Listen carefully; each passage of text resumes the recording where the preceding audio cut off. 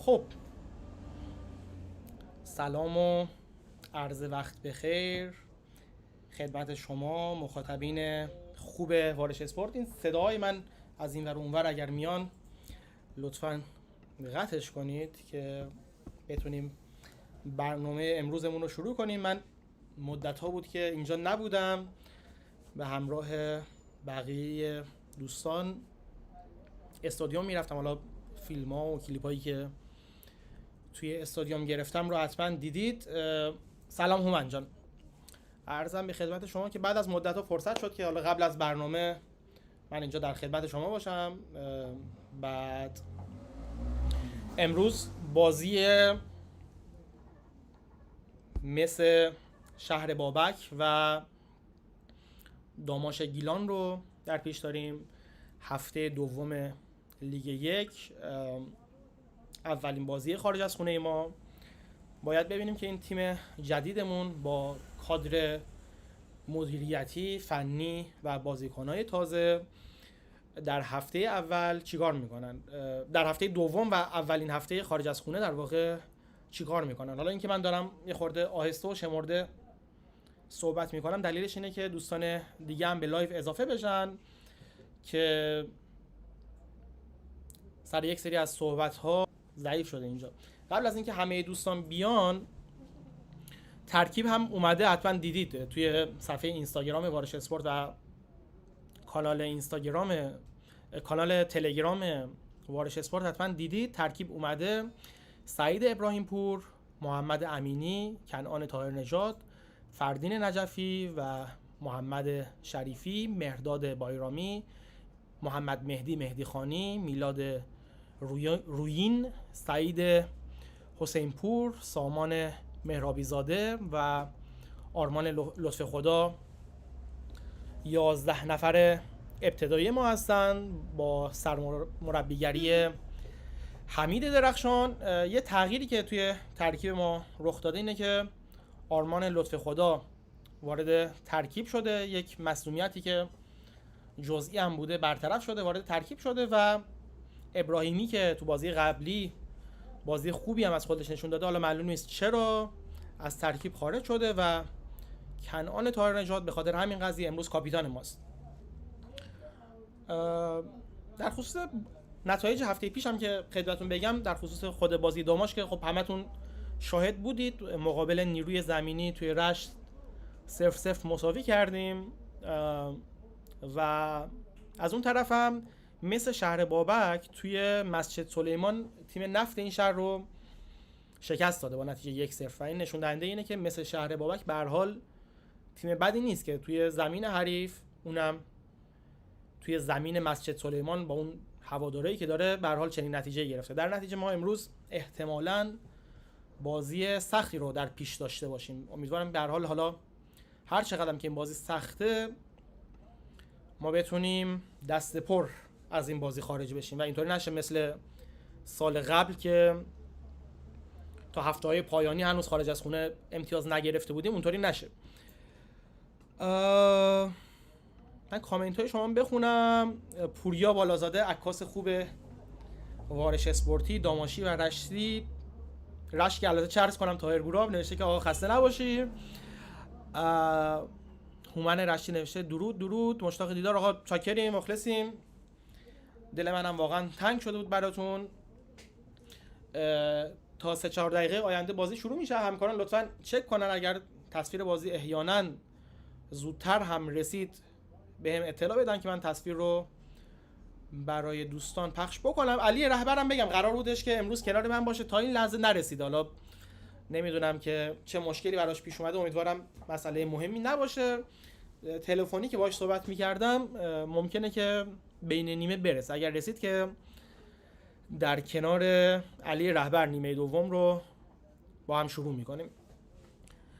اما حالا برای دوستانی که تازه به ما ملحق شدن من یک طور دیگه ترکیب رو بخونم: سعید ابراهیم پور، محمد امینی، کنعان طاهر نژاد، فردین نجفی، محمد شریفی، مهرداد بایرامی، محمد مهدی خانی، میلاد رویین، سعید حسین پور، سامان مهرابی زاده و آرمان لطف خدا که آرمان لطف خدا خدمتتون عرض کردم امروز به ترکیب اضافه شده. در هفته اول یک مصونیت جزئی داشت که برطرف شده و از اون طرفم کاپیتان ابراهیمی امروز در ترکیب اولیه قرار نگرفته و کنعان طاهرنژاد کاپیتان امروز ما در ترکیب اولیه هست و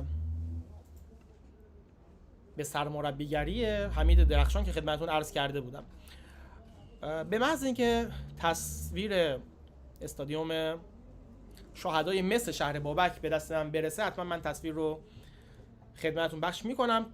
علالقاعده بازی باید در حدود 2 دقیقه آینده شروع بشه، ولی خب به هر حال اینجا ایران و لیگ های ایران رو به هر حال شما بهتر از من باش آشنایی دارید. حالا لیگ های ایران که جای خود دیگه دیدید به هر حال توی هفته گذشته چه اتفاقاتی برای برگزاری بازی ساده بین استقلال و القرافه شد. دیگه بازی ما حالا به هر حال توی نمیدونم ازودی و شهدای مس و اینا که دیگه جای خود داره طبیعتاً. به هر حال بازی به محض اینکه شروع بشه من حتما تصویر رو براتون پخش میکنم. در خصوص هفته اول من میخوام خدمتتون صحبت کنم. به غیر از اینکه حالا داماش با نیروی زمینی 0-0 کرد و مثل شهر بابک هم توی مسجد سلیمان نفت این شهر رو شکست داد، بازی دیگه هم داشتیم که مثل کرمان 2-0 مثل سنگون رو شکست داد. شهرراز در زمین خودش شیراز بعثت کرمانشاه رو شکست داد. تیم علی نظر محمدی رو در واقع شکست داد. آریوی اسلام شهر 2-0 پالایش نفت بندرعباس رو شکست داد. بازی سایپا و نفت آبادان هم مساوی شد و در نهایت فجر سپاسی هم در زمین پارس جنوبی جم تونست این تیم رو با نتیجه 1-0 شکست بده. من در خصوص وضعیت جدول هم حتما براتون صحبت میکنم، هرچند که جدول الان که در هفته دوم قرار داریم واقعا معنا و مفهوم خاصی نداره. با مساوی که ما تونستیم توی زمین خودمون به دست بیاریم تیممون در جایگاه 8م جدول قرار گرفته و تیم مثل شهر بابک هم با پیروزی خارج از خونه‌ای که به دست آورده در جایگاه 6م جدوله. تصویر من رفته، عزیزانی که اونجا هستن اگر دقت کنن که تصویر بیاد خیلی ممنون میشم. تا ثانیه‌های آینده میگم قاعدتاً باید تصویر بیاد مگر اینکه حالا اتفاق خاصی بیفته. عرض می‌کردم خدمتتون توی جدول با اینکه ما بازی رو مساوی کردیم و مثل شهر بابک بازیش رو برده، یعنی با اینکه اون 3 امتیازی و ما تک امتیازی هستیم، 2 تا جایگاه بیشتر با هم فاصله نداریم. یعنی ما 8م هستیم اونا 6م، ولی خب میگم این خیلی بی‌معنیه، یعنی هفته اول رو زیاد نمیشه روش حساب کرد. تصویر استادیوم هم همین الان به من رسیده. دوستان خواهش می‌کنم یه خورده کیفیت تصویر رو بالا ببرن، ممنونم ازتون. حالا تصویر من از این که پخش بشه من حتما براتون میذارم، خیلی ممنونم. این تصاویر استادیومه که در حال مشاهدهش هستید. حالا سعی میکنم من زیاد روشم صحبت نکنم. حلقه اتحاد داماشی‌ها رو مشاهده میکنید در سمت چپ تصویر و در سمت راست تصویر نارنجی پوشان مثل شهر بابک. به نظر میاد که بازی با چند ثانیه تأخیر آغاز بشه. به محض اینکه گزارشگر بازی گزارش خودش رو آغاز کنه من هم حتما سکوت میکنم که شما بتونید شنوای گزارش بازی هم باشید.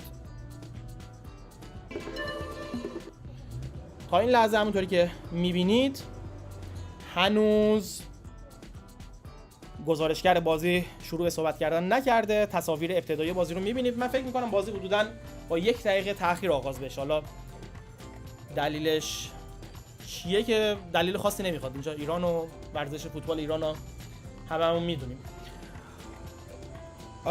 بازی رو آبی پوشان داماشی باید آغاز کنن از چپ به راست زمین و همین حالا سوت آغاز بازی به صدا در میاد. صدای گزارشگر استادیوم همین حالا وصل شده و من از شما فعلا خداحافظی میکنم که شما بتونید صدای گزارشگر درون استادیوم رو بشنوید. به نام خدا عرض سلام و ادب و احترام خدمت یکایک بینندگان عزیز. خوشحالیم که مجدد در خدمت شما عزیزان هستیم با شروع مسابقات لیگ دسته یک فوتبال کشور هفته دوم، جایی که مثل شهر بابک در هفته نخست مسابقات مقابل تیم نفت مسجد سلیمان با نتیجه 1-0 در مسجد سلیمان پیروز شد و موفق شد با کسب 3 امتیاز ارزشمند بازی.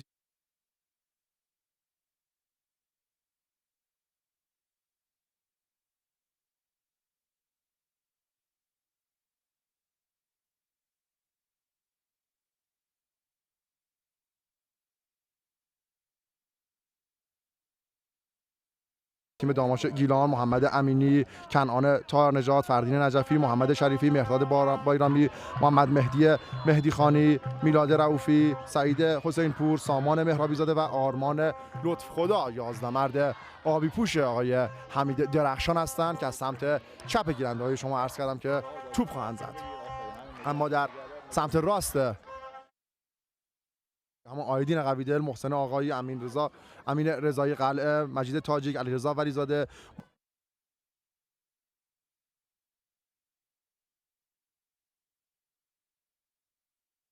یه تیکه و بلند خواست برسونه به علیرضا ولیزاده که موفق نیستن و در میانه راه میلاد رؤوفی توپ رو میگیره و توپ رو میرسونه به سعید ابراهیم پور به راست. هواداران تیم صنعتی مثل شهرآباد که استقبال بسیار خوبی از این بازی انجام دادن، تقریبا میشه گفت سکوهای ضلع غربی ورزشگاه کامل پر شده. وی آی پی هم که ممنون از جمعیت این محمود فکری مورد تشویق هواداران قرار میگیره در این بازی. سعید حسین پور میخواد توپ رو ارسال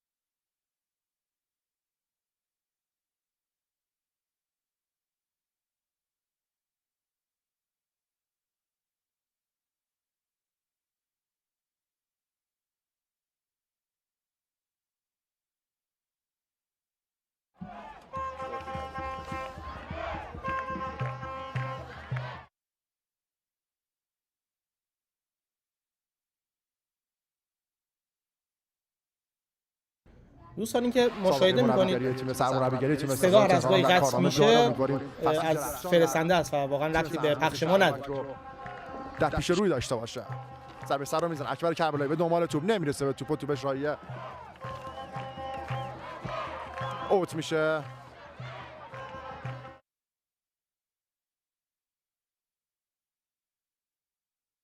مهرابی زاده به این توپ نمیرسه. سامان هم که میشناسین برای مثل شهرآباد یک فصل رو بازی کرد. پرتو اوت برای آبی پوشان داماش گیلان. محمد امینی میخواد این پرتو اوت رو انجام بده، اینجوری که مشخصه میخواد پرتو اوت رو بلند انجام بده. تمام بلند قامتان داماش گیلان جلو کشیدن.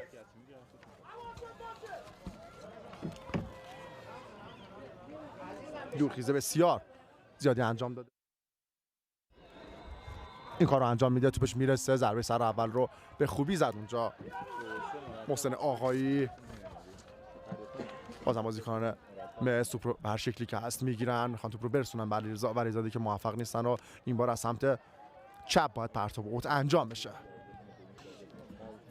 مثل شهرآباد با تک گل مجید تاجیک در بازی قبل پیروز شد و 3 امتیاز ارزشمند رو گرفت.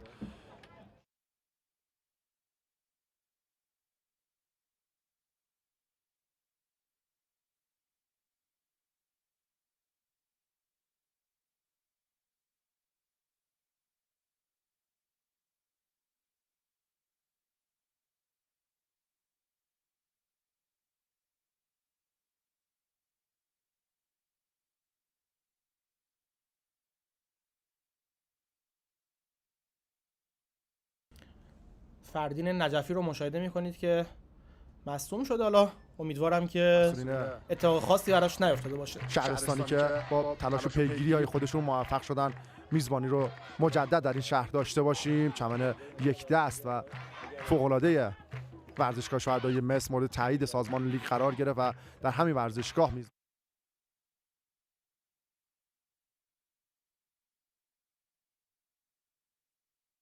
کاپیتان خوش اخلاق و خوش استایل تیم صنعتی مثل شهر بابک امیدواریم بتونه در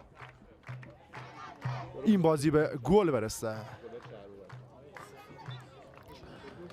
عرض می‌کردم که با درایت مسئولین امیدواریم که ورزشگاه اصلی این مجموعه هم به بهره برداری برسه تا چند روز آینده که این قول‌ها رو دادن و مثل شهرک بتونه در چمن طبیعی ورزشگاه شهدای مصر تیم‌های لیگ یکی باشه. رؤوفی نژاد به راست میبره برای پوریا غلامی، در پست دفاع راست بازی میکنه برای مثل شهر بابک. پوریا غلامی رو به عقب کار میکنن با محسن آقایی، رو دستش هست اونجا علی قربانخانی، حالا توپ رو میرسونه به علی قربانخانی. اکبر کربلایی آماده فرار که حالا توپ رسید به اکبر، خود اکبر من نتونست توپ رو از کمال طاهر نجات عبور بده و یه تیکه توپ رو دور میکنن. فقط میشه گفت توپ رو از زمین خودشون دور کردن بدون هیچ هدفی. آیدین قویدل به دنبال توپ رو هم کنترل میکنه، میسپاره به پوریا غلامی.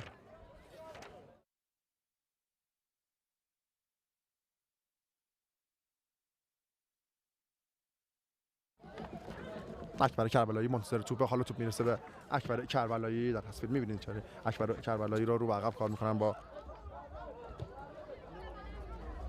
لازم رو نداشت توپ پوریا غلامی و راهی اوت میشه.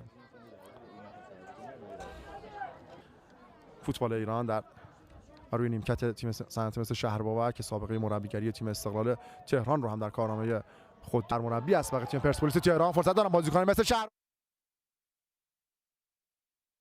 اندک از بالای دروازه راهی اوت میشه. چقدر خوب کار کردن در این صحنه بازیکنان مثل شهر.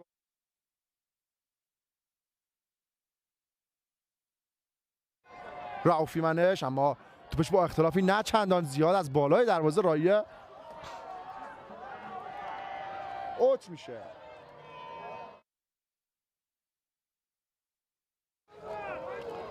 خیلی خوب کار کردن بازیکنان مصر در این صحنه. حمله که از سمت راست تدارک دیدن ابراهیم پور،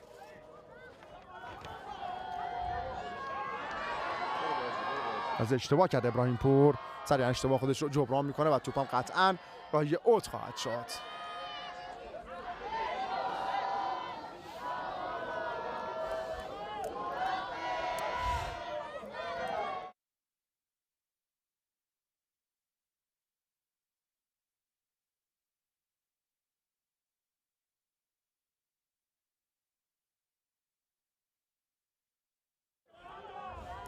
باز هم محسن آقایی توپ رو بین خودشون رد و بدل میکنن در خط دفاعی. اکبر کربلایی بازیکن جنگنده این نشون داده. اکبر کربلایی توپ رو میخواد برسونه به ایمان رازانی که فصل پیش هم برای مثل شهرآبک بازی میکرد، اما توپش کمی سرعتش زیاده و یه تیکه راهی اوت میشه تا فردین نجفی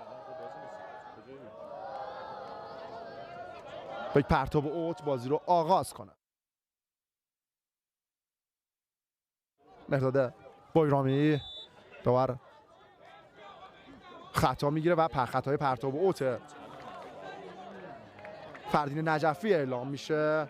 دقیقه 10 بازی کماکان 0-0 مساوی مثل شهر بابک داماش گیلان.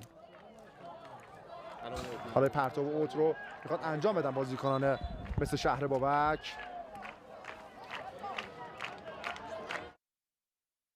حالا این کار رو میخواد انجام بده.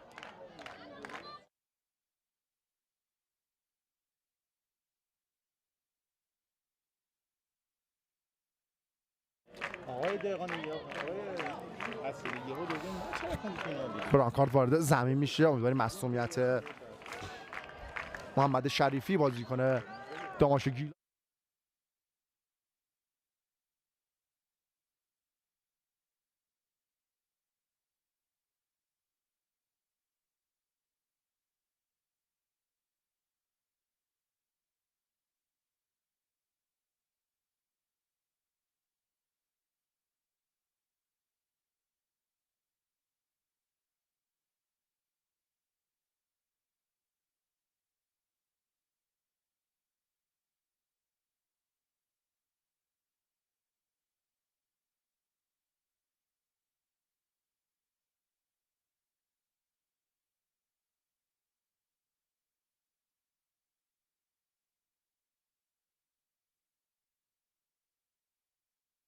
از زمین بازی خارج میشه. حالا پرتاب اوت عالی از محمد طاهر امینی با حرکت نمایشی بازم باید تکرار کنه محمد.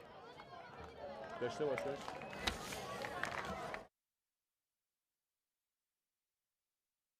مسئولیتش جدی نباشه و از بازی‌های بعد بتونه به تیمش کمک کنه.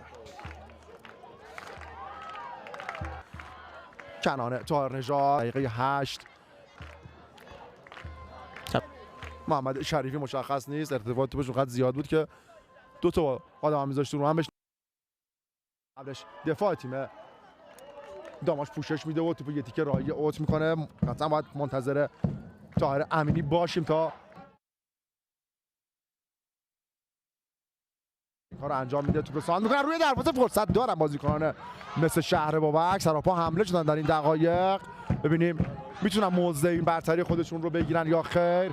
به نظر کورنر شد،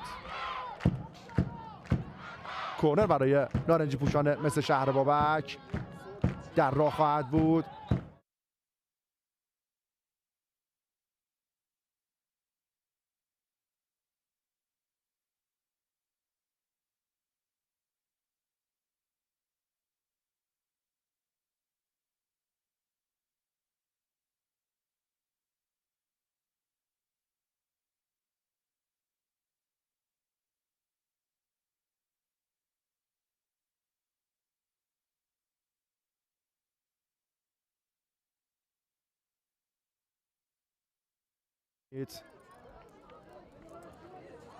نگرانی که ببینه میتونه گلرش به بازی ادامه بده یا خیر. امیدواریم که بتونه به بازی ادامه بده و مسئولیتش جدی نباشه. آقای فکرم داره با کمک داور چهارم اندیدار صحبت میکنه. انشالله که بحث اطلاع وقت در دستور کار این تیم نباشه که قطعا نخواهد بود. تیم ریشه‌دار داماش گیلان هیچ بیننده این توقع رو ازش نداره و قطعا هم به همین شکل نخواهد بود. صدای هواداران تیم صنعت مصر رو میشنوید. ورزشگاه مملو از جمعیت شد. یه لحظه سلام برگردوندم دیدم واقعا دم هواداران تیم صنعت مصر شهرآباد گرم. حالا اگر دوربینا بتونن تصویر بکشن این صحنه رو که فوق العاده میشه. ورزشگاه یک دست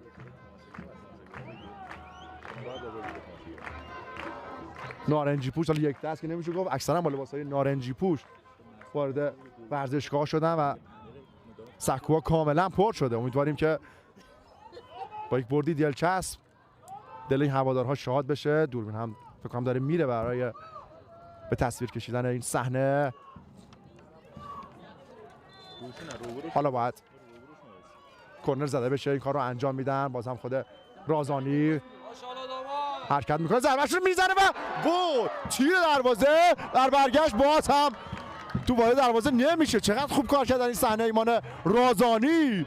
تو به تیر افقی دروازه برخورد میکنه. خیلی خوب کار کردن در این صحنه بازیکن صنعت مثل شهرآباد. در برگشت هم ضربه مجید تاجیک رو مهار میکنه سعید ابراهیم پور. دوباره احساس معصومیت میکنه. اگه به این شکل باشه بعد بازی رو ترک کنه این دروازه‌بان مثل شهرآباد. سراپا حمله است و قطعا این اتفاق وقتها سرعت بازی رو خواهد گرفت. چقدر خوب کار میکنن بازیکنان مثل در این صحنه. بله میبینید در تصویر هواداران پرشور تیم صنعت مثل شهرآباد رو که همونجوری که عرض کردم ورزشگاه مملو از جمعیت شده. امیدواریم که یک برد دلچسب هم در انتظار این هواداران باشه. اکبر کربلایی چپ پای دوست داشتنی تیم صنعت مثل شهرآباد در سمت چپ میخواد توپ رو ارسال کنه روی دروازه کماکان. سعید ابراهیم پور بر روی زمین مصدوم افتاده. قطعا کمک داور چهارم این تذکر رو به داور خواهد داد که این اتلاف وقت‌ها رو در دستور کار خودش قرار بده و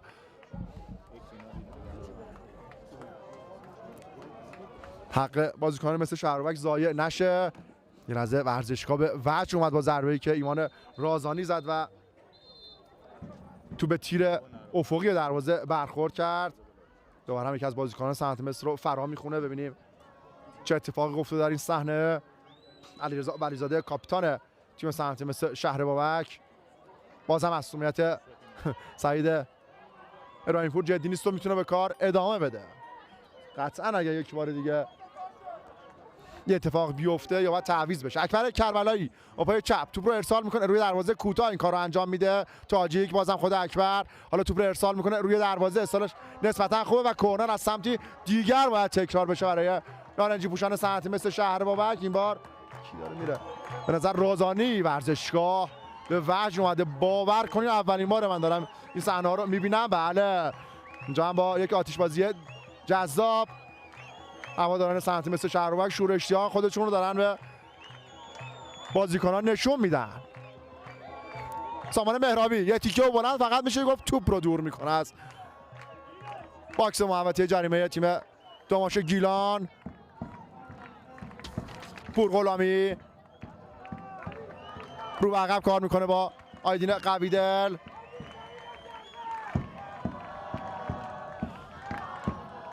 توپ رو ارسال میکنه اکبر کربلایی، نتونست توپ رو کنترل کنه، تلاش خودش رو کرد اما توپ آیدین کمی تند و تیز بود و یه تیکه رایه اوت شد.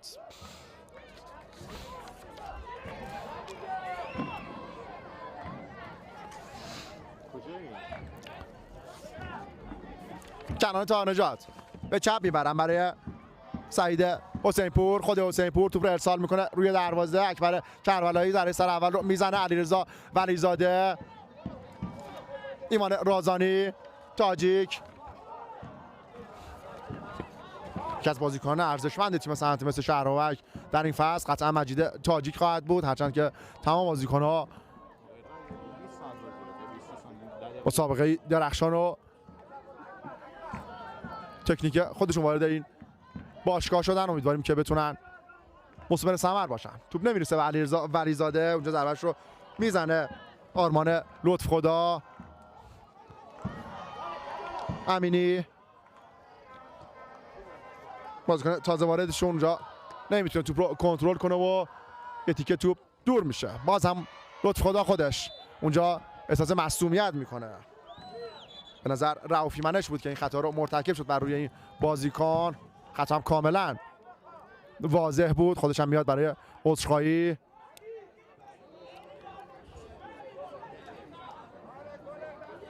این کار رو هم انجام میده و عذرخواهی میکنه از بازیکن تیم داماش گیلان که به نظر سعید حسین پور بر روی زمین افتاده. داورم کمک میکنه تا این بازیکن از روی زمین بلند شه.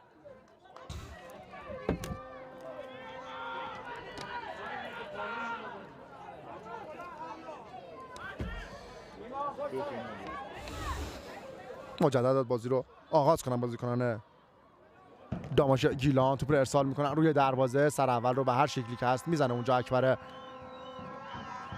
کربلایی. غلامپور رو به عقب کار میکنن با گلر خودشون یعنی آیدین قویدل.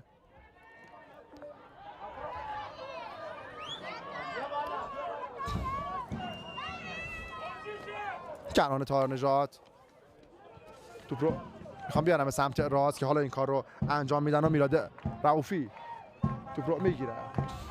رو به عقب کار میکنن با سعید ابراهیم پور. سایر بازی های لیگ یک رو خدمتتون عرض کنم که امروز به سطح کرمانشاه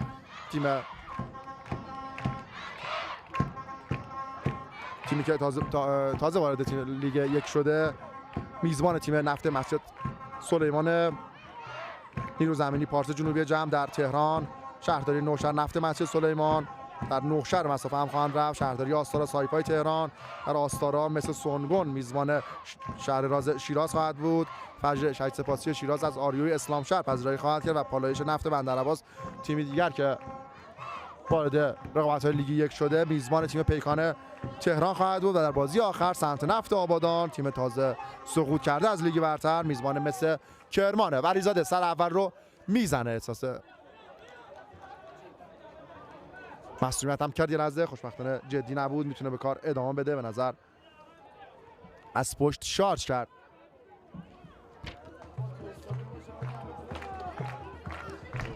محمد رؤوفی، امیدواریم که برخوردها در این بازی کمتر باشه و شاید یک بازی دلچسب و دیدنی باشیم از هر دو تیم.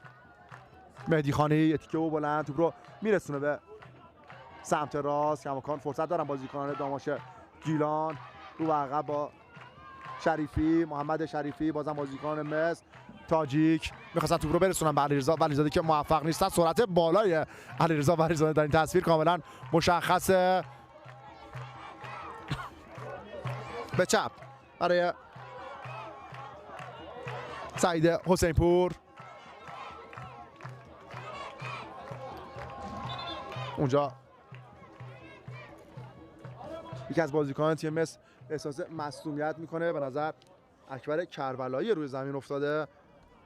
بله اکبر کربلایی بر روی زمین افتاده. انشالله که مصدومیتش جدی نباشه و بتونه به کار ادامه بده. کادر پزشکی مثل شهرباک هم وارد زمین میشن. نفهمیدیم چی شد که مصدوم شد اکبر.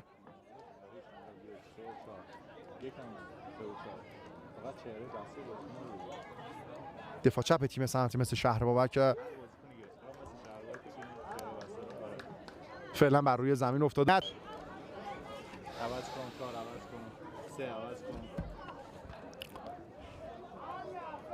هنوز اکبر بر روی زمین افتاده. اینجا هم بازیکنان گلویی تازه میکنن. سه داشته باشن اینا.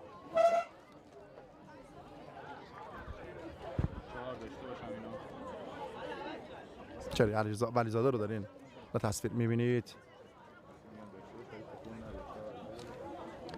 خوشبختانه اکبر کربلایی بلند میشه و خودش از زمین بازی میخواد خارج بشه.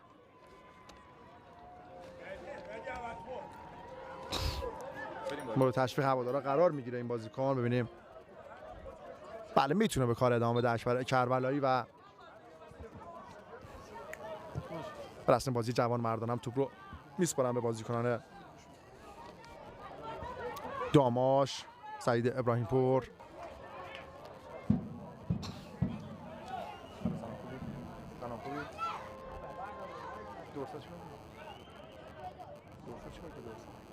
اول پس به دو نفر بگو بیان عقب.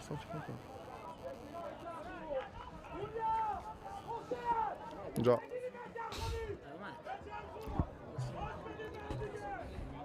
پرتاب اوت برای بازیکنان داماش گیلان.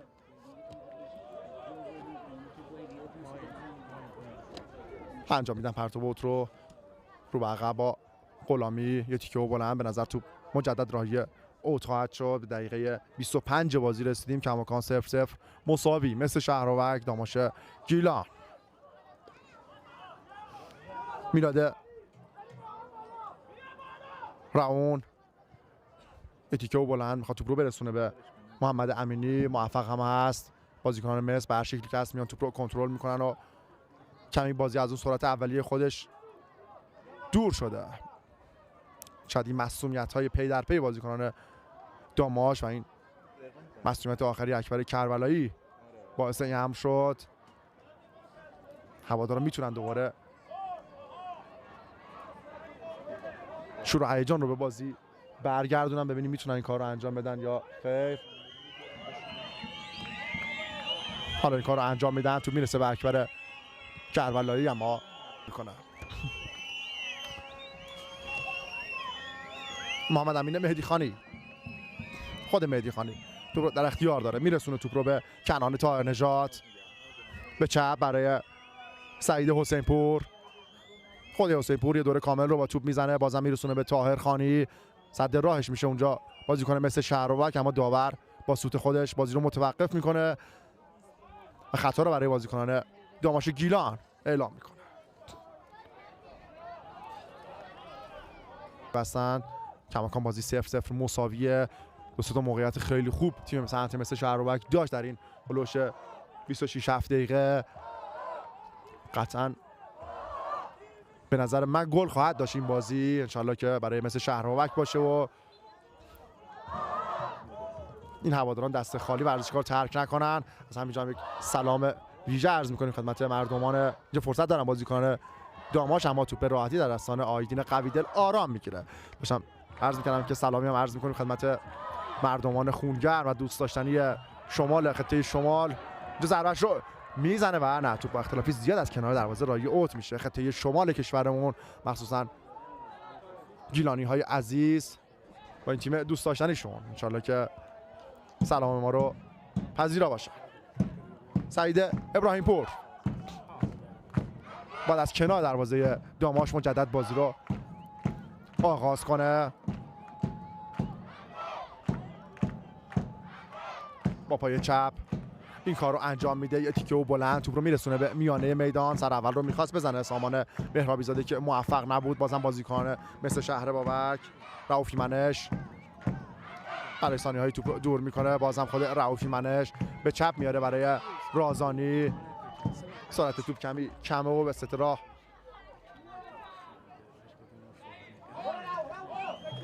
محمد شریفی خطایی که رؤوفی منش مرتکب شد بر روی بازیکن تیم داماش. بی هدف، یه ضربه کاملا بی هدف از محمد شریفی. محمود فکری رو در تصویر میبینید. ببینیم در تفکرات این مربی چه خواهد گذشت. میتونه در بازی دوم هم پیروز از بازی خارج بشه یا خیر. سعید ابراهیم پور پرکارترین بازیکن زمین بوده واقعا تا به اینجای کار. دروازه‌بان تیم داماش گیلان به چپ. محمد امینی نمیتونه توپ رو کنترل کنه و توپش رایی اوت میشه. به نظر میاد قبلش طاهر امینیه که توپ رو لمس میکنه و پرتاب اوت برای تیم داماش گیلان. سایر بازی ها به نظر هنوز اتفاق خاصی نیفتاده.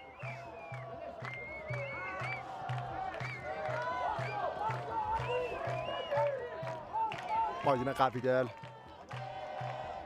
توپ در اختیار داره، میسپره به رؤوفی منش. خود رؤوفی منش یه بازیکن رو می‌خواست از پیش روی برداره که موفق نیست. حالا توپ رو میرسونن به پوریا غلامی. طاهر امینی، پوریا غلامی خودش همین جلو میره. حالا توپ میرسه به پوریا غلامی و پرتاب برای بازیکنان مثل شهربابک. تاجیک، غلامی، سامان مهرابی اونجا نقش زمین میشه. داورم اعتقادی به خطا نداره، همین معترضه سامان مهرابی. عرض کردم که یه فصل برای مثل شهربابک بازی کرد. اونجا فرصت دارم بازیکن سند مثل شهربابک. ایمان رازانی نتونست توپ رو کنترل کنه و توپش میرسه به بازیکنان داماش گیلان و سعید ابراهیم پور توپ رو به آغوش میکشه. هیجانی داره محمود فکری کنار زمین. خوشحالیم که این مربی با دانش و با سابقه سرمربی تیم دوست داشتنی سنتی مثل شهربابک، تیم بی‌حاشیه دوست داشتنی و قابل احترام سنتی مثل شهربابک که دیگه شناخته شده است در کشور. بریزاده به نظر خطا واضح بود. بله اونجا هم خطا انجام. چقدر عصبی هم بازیکن داماش گیلان به کوچکترین خطایی سر و صدا میکنن. امیدواریم داور بتونه این بازی رو کنترل کنه. به کوچکترین خطایی سر صدا میدن بازیکنان داماش گیلان. به نظر سعید حسین پوره که این کارو داره انجام میده. داور هم با متانت با این بازیکن صحبت میکنه و خودشون رو کنترل کنه. اتفاق خاصی نیفتاد. هم دقیقه 30 بازیه.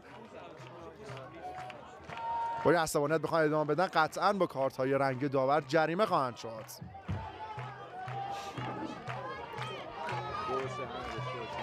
مجید تاجیک میخواد این ضربه ایستگاهی رو برای مثل شهربابک بزنه. تمام بازیکن در نیمه زمین داماش حضور دارن. ضربه‌اش رو میزنه. کمی سرعت توپ زیاده و در اختیار سعید ابراهیم پور قرار میگیره. بازم از سمت چپ بازیکنان داماش گیلان. محمد امینی خود چند قدمی رو با توپ پیش میره. رو به عقب کار میکنه با کنعان طاهرنژاد. محمد شریفی به راست میارن برای میلاد رؤوف. تو در اختیار محمد شریفی قرار گرفته. حالا به این بازیکنان داماش میتونن حمله رو تدارک ببینن. سامان رؤوف خودش در میانه میدان که از بازیکنان تاثیرگذار این تیمه. حالا توپ رو ارسال میکنن روی دروازه. خوب سد راهشون شد محسن آقایی و اجازه نداد که موقعیتی خطرناک برای مثل شهربابک تهدید کنه دروازش رو. بازم بازیکن داماش از سمت راست به نظر به توپ خواهد رسید. بازیکن داماش توپ رو ارسال میکنه روی دروازه و اجازه نمیدن و ظاهرا که بله توپ کورنر رفته و اولین کورنر برای داماش گیلان در دقیقه 32 بازی. به نظر محمد مهدی خانی این ضربه کورنر رو ارسال کنه روی دروازه. نه مهرداد بایرامی نظر میره پشت توپ قرار میگیره. اولین کورنر برای تیم داماش گیلان. مهرداد بایرامی پشت توپ قرار گرفته، حالا میخواد با پای چپ ارسال کنه روی دروازه. این کار رو انجام میده قبل از بازیکنان داماش مسیحای شهربابک که توپ رو کنترل میکنن و دور میکنن، مورد تشویق هواداران هم قرار میگیرن. سعید ابراهیم پور قشنگ مشخصه که میخواد بازی رو کنترل کنه و وقتی بازی رو تلف کنه. سعید ابراهیم پوریش که در بازیکنان مثل هم نزدیک نمیشن بهش، چرا نمیدونیم. حالا علیرضا ولیزاده کمی بهش نزدیک میشه. قشنگ نیست این کارا.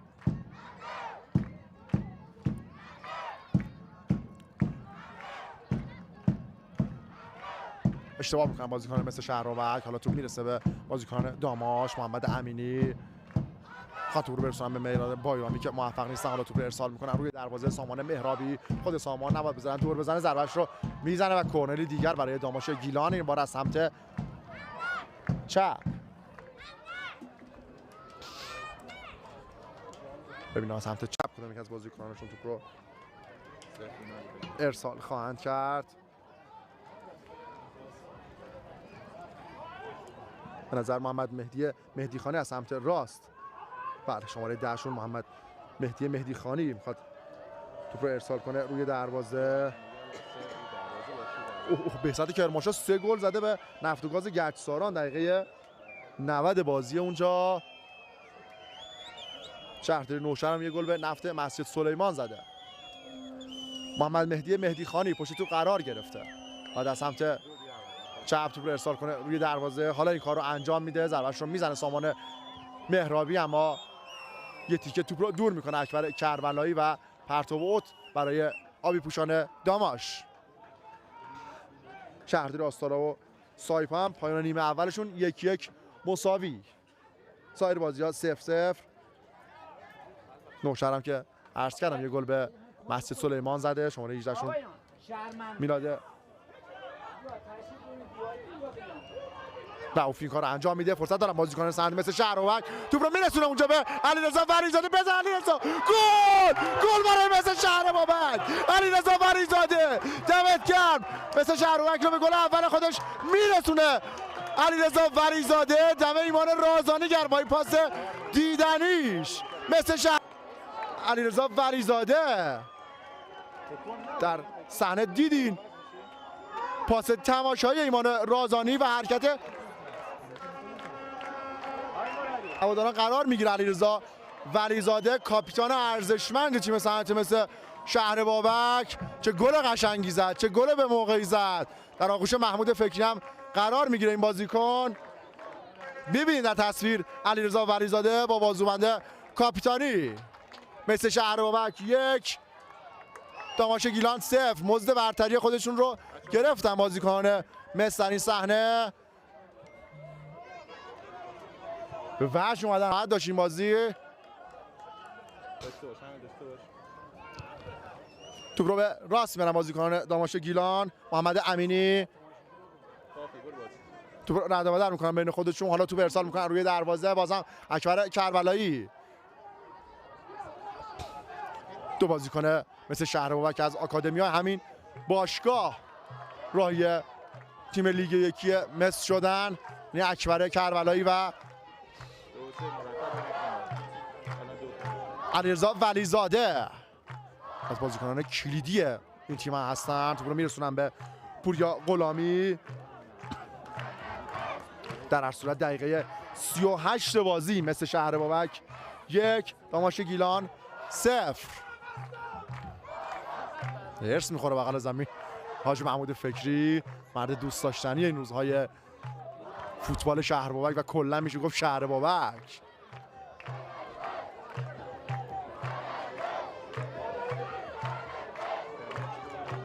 چیزی که خودش گفته حاج محمود که عشق و علاقه خاصی در این شهر دیده میشه، همدلی مردم و مسئولین و باشگاه همش با هم برای آقای فکری جالب بود و به گفته خودش تا به الان اینجور همدلی رو هیچ جا ندیده. امیدواریم که بتونه کنار مردمان شهر بابک فصل‌های فوتبالی درخشانی رو سپری کنه. اونجا احساس معصومیت میکنه که از بازیکن مثل شهر بابک که به نظر مجید تاجیک آیدین قویدل هم بر روی زمینه. امیدواریم که معصومیت هیچ کدومشون جدی نباشه. کادر پزشکی میخواد وارد زمین بشه که حالا فعلا داور اجازه نداده.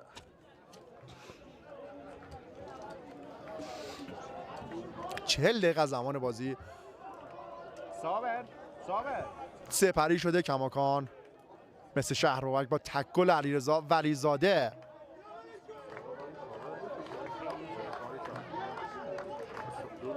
پیش افتاد از داماش گیلان.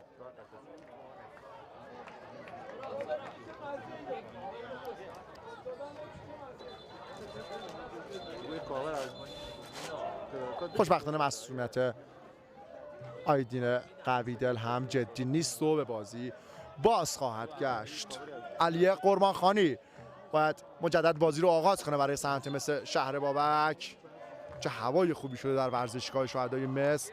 بازی جذاب و دیدنی هم شاهد بودیم. بازم ایمان رازانی توپش رو ارسال میکنه روی دروازه اما تعادل لازم رو نداشته. توپش یه دیگه راهی اوت میشه. سعید ابراهیم پور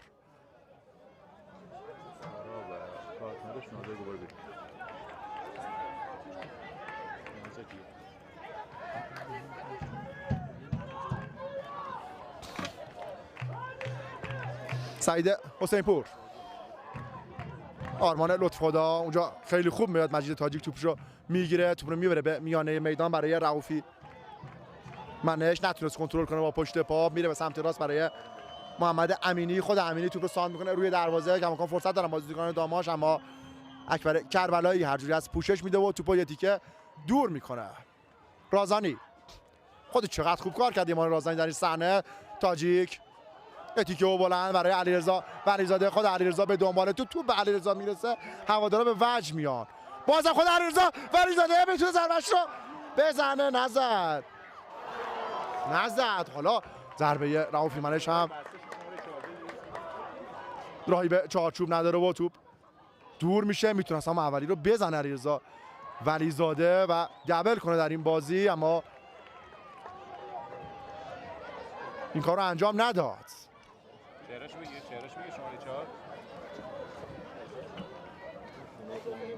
علیرضا ولیزاده کاش زودتر زده بود توپش رو که قطعاً میشه گفت 99% گل میشد. اومد با اطمینان خاطر بیشتر این کار رو انجام بده. اکبر کربلایی میره سمت چپ، توپ رو ارسال کنه روی دروازه. عرض کردم بازیکن چپ پای تیم سمت مثل شهر بابک. استقبال بسیار خوب که نمیشه گفت استقبال فوق‌العاده‌ای از این بازی شده. ورزشگاه کامل پر شده. بیاکم که کامل پره، فقط صندلی‌های پشت نیمکت داماش گیلان هم تعدادشون خالیه. سامان مهرابی ضربه سر اول رو میزنه، توپ رو میارن به چپ برای ایمان رازانی. توپ عبور میکنه از همه بازیکن‌ها. حالا میتونه توپ رو ارسال کنه. تاجیک توپ رو صاحب میکنه روی دروازه. نشد. باز هم نشد. سامان مهرابی نتونست توپ رو کنترل کنه. توپ رو میرسونن و خطا در این صحنه کامل مشخص بود و داور هم به درستی خطای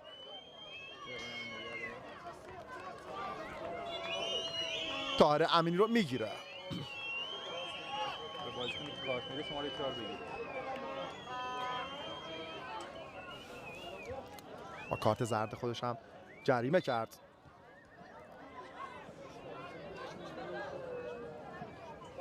محمد طاهر امینی رو به راست برای محمد رؤوف. بازم بازیکن داماش به نظر توپ رد شده، نه داور اعتقادی نداره، توپ هنوز در مستطیل سبز زمینه. به چپ میبرن برای کنان طاهرنژاد.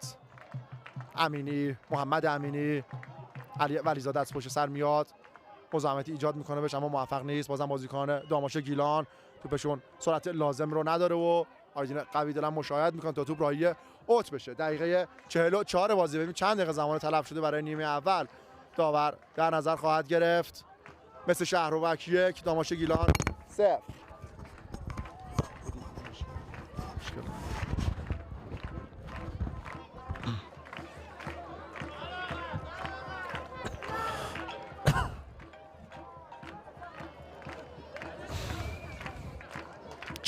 چهار دقیقه زمان تلف شده برای نیمه اول.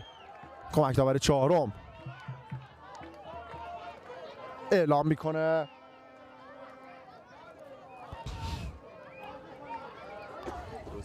ببین نارنجای پوشان شهروک میتونن با برد پای به رختکن بگذارن. ببینیم چه اتفاقی خواهد افتاد در این حدود 4 دقیقه. تاجیک بر شکلی که توپ رو کنترل میکنه اما قبلش کمک داور دوم این دیدار پرچم خودش رو به نشانه آفساید بالا میبره. محمد شریفی به چپ برای کنان طاهرنژاد. توپ رو میرسونن به میراد رئون. کنترل کرد اونجا حسین پور.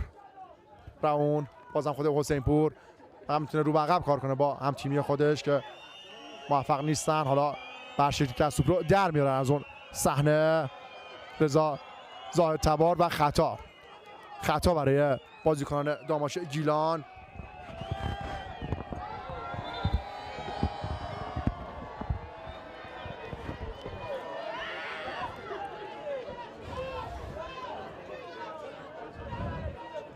داور از مجید تاجیک میخواد کمی عقب‌تر بیاد و مزاحمتی برای محمد امینی نداشته باشه. حالا توپ رو ارسال میکنه روی دروازه، ضربه سر رو میزنه و چقدر خوب کار کردن این صحنه. آیدین قویدل توپ رو به آغوش کشید و نذاشت خطای دروازه مثل شهروک رو تهدید کنه. مورد تشویق هواداران قرار میگیره آیدین قویدل. کمتر از 3 دقیقه تا پایان این بازی زمان باقی مونده.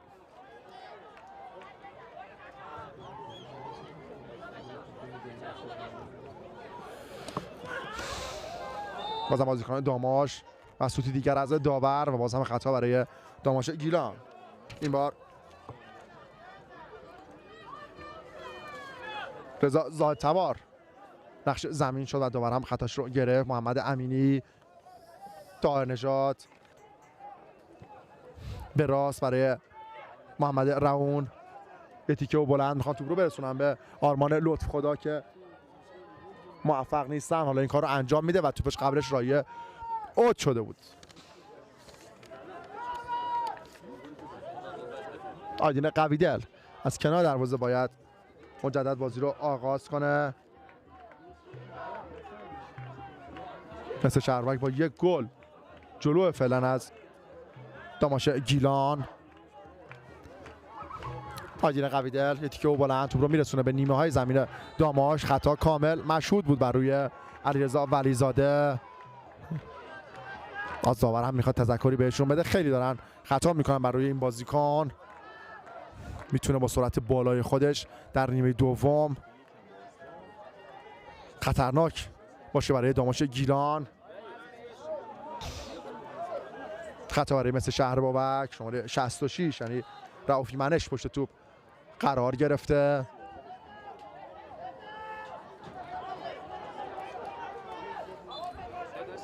حالا این کار رو انجام میده، میرسونه توپ رو به سمت چپ. باید توپ رو ارسال کنن روی دروازه که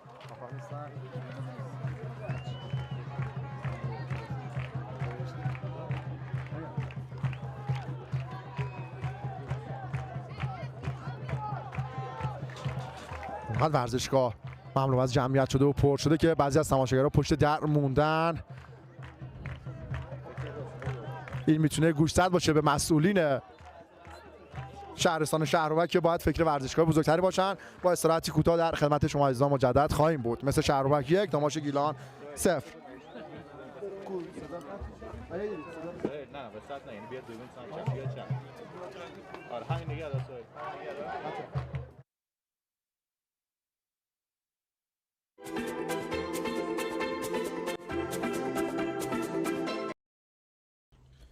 خب دوستان برگشتیم. علی رهبر هم اینجا هست. علی چی شد نبودی؟ راستشو بگو کجا رفته بودی؟ تو قراره بگی، من قرار نیست بدم که چی شد کجا بودی. خجالت نمیکشید؟ داماش بازی داره خواب میمونیم. قبل بازی داماش خواب موندم، مثلا اینجا نرسیدم دیگه، تا برسم نیمه اول تموم شد. خب دیدی بازیو نیمه اول رو؟ کاشمو میخوابیدم. چی بود آقا؟ هیچی نداشتیم که بابا. یه دوتا توپو بیارن جلو، یه ضربه زده بهش، از خودشون نمیدونن دارن چیکار میکنن. زهرمون در چه اندازه بود بنظر؟ زهر که چرس کنم، توفم نبود که، زهر کجاست؟ حالا خب من میخوام ماسمالی کنم تو بیشتر خراب میکنی. یه ترافیک عجیب غریب اینجا شده. ما اینجا داستان‌های زیادی داریم. اینجا خب مورچه چیه کله پاشش میشه، اینجا چیه ترافیکش میشه؟ همین دیگه اینه که جالبه. من نتیجه تیم‌های دیگر رو بهتون بگم. بازی بعثت کرمانشاه و نفت و گاز گشتاران 3-0 به پایان رسیده به سود بعثت کرمانشاه با سرمربیگری علی نظر محمدی. 2 گل اول هم میرهادی امیرجوان. حالا باید امروز توی کامنت ها هم ببینیم علی نظر بهتر بودن باید ببرید. نتیجه که فعلا اینجا نشون داده. کسی هم بخواد این حرفو بزنه نمیشه بهش خورده گرفت. جالب اینه تو سایت‌ها زده بودن که نیروی زمینی یه گل به پارس جنوبی جم زده، ولی الان نتیجه تغییر کرده. میگه که پارس جنوبی جم یه گل از نیروی زمینی جلوه. ای آر رفت و گفتن نه گل واسه پارس. بعد شهرداری نوشهر هم تا دقیقه 70 1-0 از نفت مسجد سلیمان جلوه. سلیمان چرا اینطوری شده؟ آره خیلی عجیب شده واقعا. بعد شهرداری آستارا هم با سایپا مساویه فعلا. این شهرداری آستارا گل زدی شما هنوز نزدید. آره پایان نیمه اولشون. مثل سونگون و البته شهرداری آستارا 1-0 جلو بود. بعد از 1-1 شد. عرضم خدمت شما که مثل سونگون و شهرراز هم 0-0 بازی ما هم نتیجهشون اینجا نزده، ولی یه گل دیدید که خوردیم. هنوز ورزش سه باور نکرد. حالا این گل خوردن داماش رو باور نداره. فجر سپاسی و آریو اسلام شهر هم مساویان. پالایش نفت بندر عباس با پیکان هم مساویان. صنعت نفت آبادان هم با مثل کرمان 9 دقیقه است بازیشون شروع شده، الان 0-0. علی در خصوص بازی خودمون یه تغییری ما تو ترکیب داشتیم، تغییر متاسفانه به سودمون نشد. لطف خدا اومد وارد ترکیب شد، از همون سمت هم گل خوردیم، یعنی جامون 2 گل خوردیم. یه ذره بیشتر حملات هم از همون سمت شاید دور از انتظار هوادارا بود، ولی حالا من به بحث دفاعی کار ندارم. ما چرا اینقدر تو حمله بدیم؟ مثلا این انگار برنامه نداریم. خب نه برنامه داریم نه اون بازیکنایی که داریم، شاید یه سریاشون اصلا به نتیجه کاری ندارم. ما نتیجه اصلا این چاله بازی آدم میبره میوازه واسه میشه هر چی. تا قبل اینکه گل زده بشه تیم داشت کم کم میومد جلو، موقعیت میساخت که 2 تا کورنر و این چیزا بود، ولی خب استفاده درست نمیتونن بکنن. یعنی اصلا نه مشکل ترکیبه، مشکل اینه که بازیکن‌ها با هم هماهنگ نیستن. شاید همشه نمیدونم همش، ولی این چیزی که داریم میبینیم این بازی زیاد فرقی نداره با بازی قبلی. لزوما مشخص بود که تیم نشسته بود عقب که مثلا تا حد ممکن گلی خورده. آره دیگه الان گزارشگر بازی هم داشت تیکایی به ما داشت میپرون که نمیدونم اونو ولکم. یادت بازی فصل پیش که ما دقایق آخر 2-1 بردیم، بعد این گل دوم زدن هوادارا چی میگفتن؟ عاقبت وقت کشی همین. آره خب این میگم خودمونم شامل خودمونم میشه دیگه. خودی اون نظر که خودشون هم اومد بودن رش همینطوری بودن. حالا واسه ما جانماز نه کار نداره، ولی میگم به هر حال تیم ما یک تیم اینطوری زهر که شرس کنم میگم مثلا تیم توفتاری نه. آره این بود از این قضیه. تو خودت خوبی؟ چه خبر؟ کجایی؟ پیدا میداد نیستی. چند دقیقه گذشته از نیمه تصویر این اومد؟ 5 دقیقه گذشته. حالا جالب اینه که تصویر استادیوم هم هست، قطع نکردن. این حرکت خیلی مثبتی که انجام دادن روی همین تصویر استادیوم. میتونیم صحبت کنیم. یه نفر رو داشته باشیم مثلا با گزارش اختصاصی، یه نفر از خودمون باشه، مثلا یه نفر از بچهای داماش باشه اونجا گذاشت ما صدای این یارو رو نشنویم دیگه. همین که اصلا همین تصویرم داریم میگیریم، خیلی فکر کنم این شرایط فوتبال ایران اصلا سراسری الان بچه‌ها بهم گفتن دستگاه داشتم این پوز بهش هم دست. آره من این داشتم، حالا نبودی نمیدونم شنیدی یا نه، بازی استقلال با ارغرافه تو این یک هفته نکن چه اتفاقاتی افتاد. چیزی که هست میگم وقتی بالاترین سطح فوتبال کشور وضعیتش اونه دیگه، مثلا چه انتظاری داریم از لیگ یک و لیگ دو؟ نمیدونم مثلا عزادی میخواد خوب باشه. میگن مثلا اون لحظه شبکه 3 رو میذاری رو شبکه ورزش انگار 100 سال فاصله میفته. هستی واقعا همینه دیگه. حالا البته داخل پرانتز بگم تصویری که ما داریم میبینیم از ورزشگاه شهدای مصر، به خدا نه حالا اصلا اون قلعه حسن خان و اون بازی استقلال رو ازش دورشیم، ورزشگاه خودمون هم بخوایم بگیم خب اینجا هم چمن دارن، ما هم چمن داریم دیگه، اینجا هم استادیوم، اونم استادیوم. باز داری حرف چمن میزنی بهشون برمیخوره، ول کن بابا. آره ولی نه به هر حال منطقه گرمسیری هم هستن دیگه، به هر حال چمن خوبیه که دارن. مسئولیه؟ نه اتهام توی کامنت ها بچه‌ها گفتن مسئولی نه چند نفری هستن اونجا صف کشیدن، حالا چه خبره نمیدونم، آهنگ داره میخونه، احتمالاً دارن از یه نفر به خاطر یه سری کارا تقدیر میکنن از این چیزایی که یه چنین چیزی به نظر میاد، فقط خودشون میفهمن. قرعه کشی هم داره میتونه باشه. چه قرعه کشی که این کارت شارژ وارد چسبو آره یه سری به این کارت شارژای ما خیلی ناراحت بودن. یه نفری هم اومد الان وارد تصویر شد، نمیدونم کی بود. بازیکن مثل هم داره گرم، بازیکن ما ذخیره‌مون انگار نیاز به گرم کردن هم ندارن. پنالتی هم همین الان برای شهرداری آسارا رخ داده، تصویرشون رو نداریم فکر کنم، الان اگر تصویرش داره پخش میشه گفت پنالتی میتونیم سویچ کنیم بازی دیگه هم برسیم به اون به اون محوطه. باز کامنت جدیدی نمیاد، دوستانم که در تلاشن. چیه اینجا؟ ما میگیم پنالتی، بگیم پنالتی. تیمش تاکتیکی نداره، رحیم گفته. رحیم دفت میزد گزارش کرد. شرکت درخشان چیشه؟ یک سره بشه؟ یک سره شه؟ هش با شانس و 4 تا توپ به تیرک بخوایم فارسی سخته وضعیت با بدبختی مساوی بگیریم 2000 نمیارزه. صحیح هیچی نیست، فقط درخشان باید بره. این تیمیش تاکتیکی نداره، هیچ حرفی برای گفتن نداره. یک سال باید با اینا خونه دل بخوریم. ان شاءالله برمیگردیم. کجا برمیگردیم؟ لیگ دو. بعد بازیکن‌ها خستن، اصلا حال ندارن بدوان ازش. اصلا حال که ندارن مشخصه. هیچ بازی در حال پخش نیست. خب هیچ بازی هم در حال پخش نیست. 2 تا گل زد سردار حجر آستارا گل دومو زد با اینکه بازی اولم بیچاره اصلا در حال انحلال، اصلا نه ورزشکاش معلومه چیه، نه بازیکناش ثبت شده بودن. آره نه اصلا اونقدر سرسده داشتن اینا، هر کیو میگرفتن در فلان تیم کوزوو، در فلان تیم کرواسی. یعنی در واقع الان اون تیم، میگم توهین حالا به آستارا نباشه، مثلا به هواداره آستارا توهین نشه، من وضعیت تیم رو صرفا دارم راجعش صحبت میکنم. تیمی که اینطوری نه ورزشگاه داشته، نه بازیکناش معلوم بوده، نه وضعیت فنیش معلوم بوده، الان تو جدول اومده باز بالای سر ما. آره دیگه خب چیزی که می‌بینیم و هنوز ما تو این فصل تو بازی دوم هنوز گل نزدیم، اینم هست. آره حالا امیدوارم این نیمه اتفاقات به سود ما رقم بخوره، ولی میگم آخه نشانه از این قضیه ندیدیم. چیزی که می‌بینیم آره نشون نمیده. آره نشانه از این قضیه ندیدیم. باز فصل جدید شروع شد، درد خارج از خونه ما شروع شد.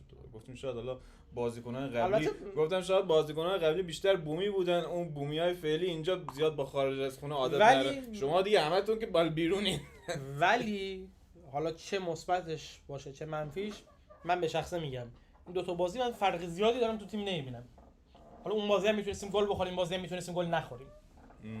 یعنی بازی هم میتونستیم گل بخوریم، اون بازی هم میتونستیم بخوریم، این بازی هم میتونستیم نخوریم. یعنی بس حوادث فوتبالی رو در نظر بگیریم خیلی به نظرم تیم همون تیمه، زیاد فرقی نداره حقیقتا به نظرم.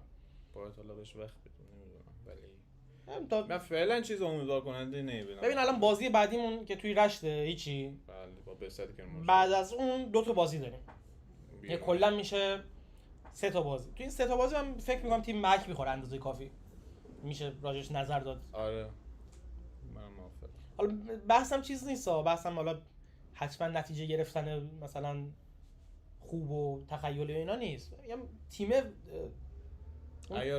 عیارش مشخص میشه، میفهمین مثلا دیگه هوادار ما برای هوادار باهوشه، میدونه تیم خوب بازی کرده نتیجه نگرفته یا نه بد بازی کرده اصلا شانسی نتیجه گرفته، یعنی کل اینا رو میفهمه، جفتش حالا شدنیه دیگه.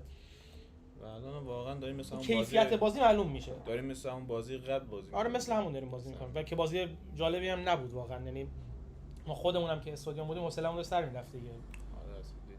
حالا قبل از بازی هم تو اون ولاگت هم که منتشر کردی که داشت میگفتی که مثلا خوشبینیم و فلان یا چنین فحوایی داشت کلامتون، گفتم نه ما میدونیم واقعا وضعیت تیم چیه. آره گفتیم 0-0 میشه آخر. آره گفتیم 0-0 هم میشه. آره. این بازی هم شاید مساوی بتونیم بگیریم نمیدونم، ولی حالا این نیمه مونده، این شاید تغییر توقی بخوره.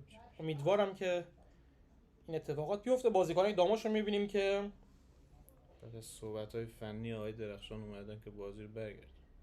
بله حالا نمیدونم بازیکنای ذخیره هستن یا اصلیامونن به نظر. پیش بینی خودت از این بازی؟ 2-0 میبازیم. 2-0 میبازیم. من فکر میکنم که گفتی پیش بینی دیگه، من پیش بینی الان باز به بس یا بر نخوره چقدر بد بینی چه. من فکر میکنم نتیجه همین بمونه. شاید هم آره. یعنی ما رو گل بزن نمیبینی نه. آخه میگم یه چیزی باید ببینی، یه حرکت حالا بود که چند تا حرکت نصف و نیمه داشتیم ولی اصلا مثلا یه دو سه تا تعویض شاید برخلاف مثل شهر بابک. یعنی شهر بابک قبل از اینکه به گل برسه جوری داشت حمله میکرد که مثلا گفتیم خب اون مثلا چند تا موقعیت عجیب و غریب داشت. ما چنین موقعیتی نداشتیم. مثلا توی خط حمله باید تعویضی انجام بدیم. خط حمله خب بعد کیو بیاریم مثلا شناختی داری تو؟ کیو داریم؟ من همینو میگم. آره ولی به نظرم اون قسمتی که بایرامی بازی ببین می‌کنه مشکل به نظرت خط حمله است یا مشکل اونجایی که توپ به خط حمله نمیرسه؟ چون دو تا فکر کنم هر دو خیالم یه خورده از دفاع راحت بود که اونم اصلا این بازی سمت راست اون اتوبان نیایش بود. ولی میگم فکر کنم بازم یه حلقه اتحاد نصف و نیمه داریم تشکیل میدیم وسط. فکر کنم باید بایرامی رو تعویض کنه امروز، انگار تو فرم نیست، مود نیست. 10 سالی هست. خب داورام که دارن وارد میدان میشن انصافا چمنشون خوبه، تصویرشون قابل قبوله به غیر از اون لرزش‌های عجیب و غریبی که داشت. یکم گزارشگرشون ریتارد، بقیه‌اش خوبه. گزارشگرم دیگه معمولا دیگه مثلا باید چیز کنه دیگه، خلاصه هوای تیم خودشونو داشته باشه. بعد تا یه جایی مثلا نمیدونست که اصلا جای دیگه هم دارن این بازی رو میبینن. طبیعی هم هست اینجا رحمان یا بچه‌های خودمونم سیدعلی هاشمی بره همینطوری. آره. حلسبه حالا تصویرم میره، من نمیدونم دلیلش یه سیاه میشه تصویر. حالا به هر حال منتظریم که گزارش بازی شروع بشه. علی حرفای پایانی اگر داری تا پایان نیمه میشنویم. حرفی نداریم. چی بگم؟ حرفی هم مونده بزنیم میگم. میخوابیدی دیگه چه کاری بود پس؟ اومدم اینجا در جمعتون لذت ببرم. نه خب به نظرم یه خورده همون بازی که بخوان قبل گل خوردن داشتن انجام میدادن یه خورده بهتر یا گل دوم رو میخوریم یا یک یک آره. میشه. قطعا یا گل دوم میخوریم یا یک میشه. آره خوبه اشکال دیگه 2-0 و 1-0 فرقی نداره خودش. آدم از یه سوراخ دوبار گزیده نمیشه به نظرم دیگه. فکر کنم اون سمت اون ولی نکته مثبتی هم حالا نمیدونم تو این بازی دیدی یا نه، به نظرم تو این دو بازی نکته مثبت اون دروازه‌بان بود. خودش خوب داره عمل میکنه فعلا. یه بزرگواری میگفت وقتی بهترین عملکرد تیم تو دروازه‌بان داشته باشه یعنی تیم فاجعه است. کار ندارم دروازه‌بان چون یه زمانی همین موضوع در مورد منچستر یونایتد داشتیم دیگه. دخیا آره. همیشه بهترین بازیکن تیم گفت چقدر تیمتون فاجعه است که دخیا جایزه بهترین بازیکن تیم فاجعه است. من انفرادی دارم میگم انفرادی عملکردش به نسبت پارسال خودش به نظرم بهتره. آره به نسبت از پارسال داره عملکرد بهتری نشون. بازی اول خوب بود، اینجا خوب بود. حالا دیگه تو بازی گل قبل خوردیم دلیل نمیشه. اون دیگه اصلا کاری ازش سر گل بر نمی اومد. ولی آره. خب بازی قبل دو سه صحنه ما رو نجات دادیم. بازی هم همینجا دیدی که آره تو این بازی هم موقعیت خب بازی هم شروع شد. بریم گزارشگر بازی ببینیم که چی میگه. فعلا تا پایان نیمه خداحافظ. یکم بهتره.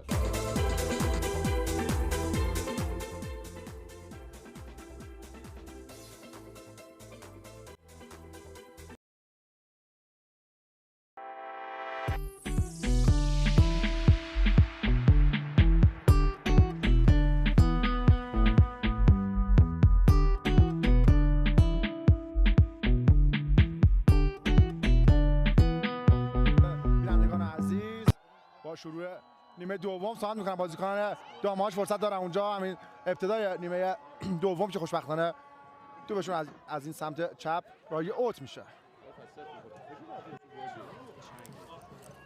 شروع نیمه دوم دیداره مثل شهرابک داماش گیلان. نیمه اولی که با تکل علیرضا ولیزاده در دقیقه 34 بازی به پایان رسید. بازم خود علیرضا ولیزاده اونجا میخواد توپ رو بگیره که داور قبلش خطای این بازیکن رو میگیره. ترکیب دو تیم رو هم تا ثانیه دیگر خدمت شما عزیزان مجدد عرض خواهم کرد که مثل شهرابک با آیدین قویدل، محسن آقایی، امین رضایی، مجید تاجیک، علیرضا ولیزاده، محمد طاهر امینی، اکبر کربلایی، ایمان رازانی، علی قربانخانی، محمد رضا رؤوفی و پوریا غلامی به مانند نیمه اول با همون ترکیب ابتدایی آقای فکری پای به میدان در نیمه دوم گذاشتن. حالا ترکیب مثل داماش گیلان رو هم خدمت شما عزیزان عرض خواهم کرد که یک تعزیه اجباری داشت آقای حمید درخشان در همون ابتدای بازی. فردین نجفی جای خودش رو به رضا زاهد تواری داد. ترکیب تیم داماش رو خدمت شما عزیزان عرض کنم که سعید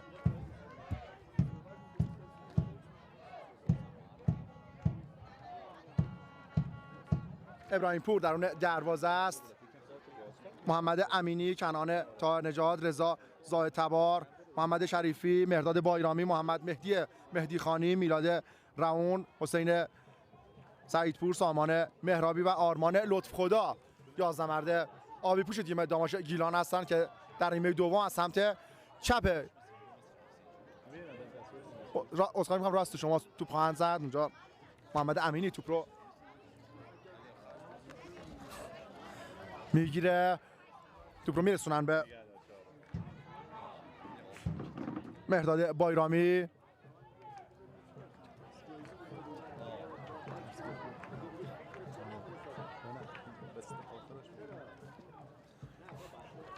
اونجا خطا به نظر می اومد بر روی کنعان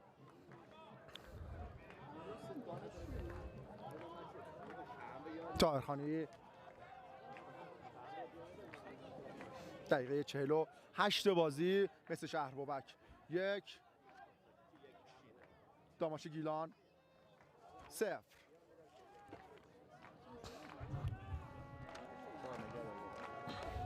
ضربه ایستگاهی رو باید بزنه اونجا محمد شریفی.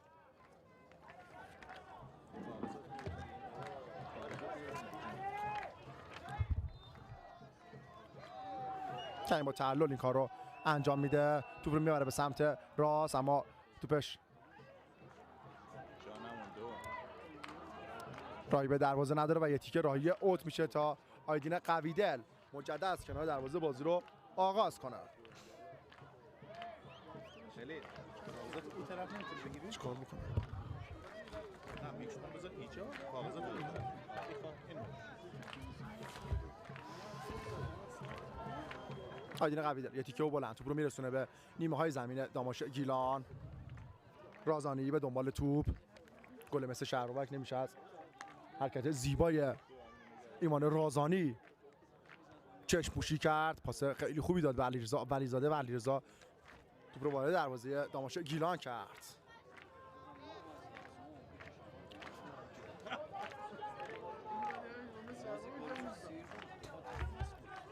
توپ رو میگیره اونجا مجید تاجیک، برشکل کلاسی بازیکن رو از پیش روی برمیداره به چپ میبره، توپ رو ارسال میکنن روی دروازه، ارسالش چندی به دل نمیزنه و مستقیم راهی اوت میشه.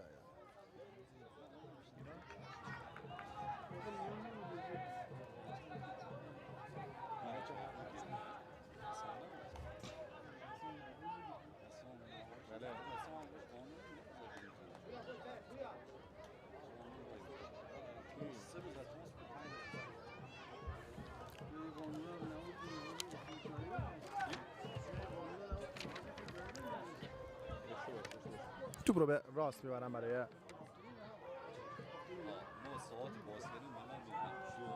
بازیکن مثل شهربابک در حال جمع کردنن. ببینیم که به ترکیب اولیه خودش دست خواهد زد. محمود فکری به چپ بیارن بازیکن داماش، کنعان طاهرخانی دفاع دوپا میکنه، توپ رو به عقب میاره برای محمد مهدی خانی یه دور کامل رو میزنه اونجا. مهدی خانی رؤوفی منش اونجا صد راهش میشه، نمیذاره که کار خودش رو انجام بده. بازم بازیکن داماش مهدی خانی، خود مهدی خانی میخواد به راست ببره، این کار رو انجام میده و تو به بازیکن خودی یعنی سامان مهرایی برخورد میکنه و یاراهی اوت میخواست بشه که اتفاق نمیفته و بازم بازیکن داماش صاحب توپ. امینی، محمد شریفی رو به عقب کار میکنه با سعید ابراهیم پور. چمنه یک دست ورزشگاه شهدایی مثل شهرآباد رو مشاهده میکنید. چمنی که فکر کنم 2 الی 3 بار از سازمان لیگ برای تاییدش اومدن و کامل تاییدش کردن. چمن فوق العاده این ورزشگاه. علیرضا بنی‌زاده ببینیم به توپ خواهد رسید یا خیر، یه جورایی میترسه و توپ یه تیکه راهی اوت میکنه. محمد شریفی، خود بنی‌زاده میخواست پرتوب اوت رو سریع انجام بده اما صبر میکنه تا هم تیمیاش برسن. به نظر خود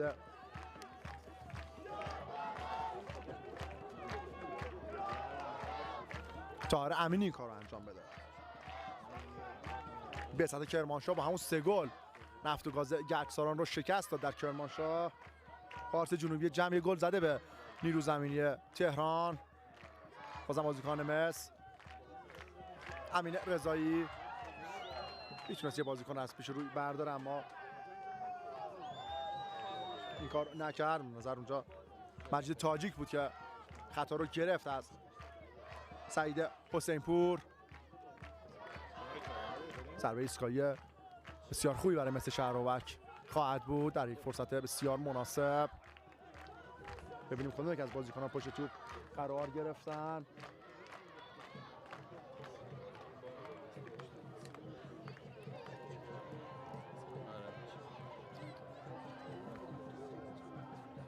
مجید تاجیک خودش به نظر میخواد این ضربه ایستگاهی رو ارسال کنه روی دروازه یا طاهر امینی. ببینیم کدام یک از بازیکنان این کار رو انجام خواهند داد.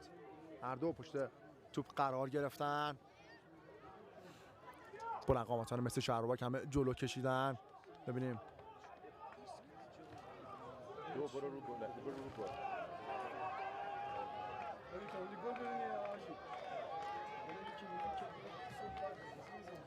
هنوز داور سود خودش ندمیده، اجازه نداده که این ضربه رو بزنن بازیکن مثل شهرآباد که ببینیم کدام یک این ضربه رو میزنن.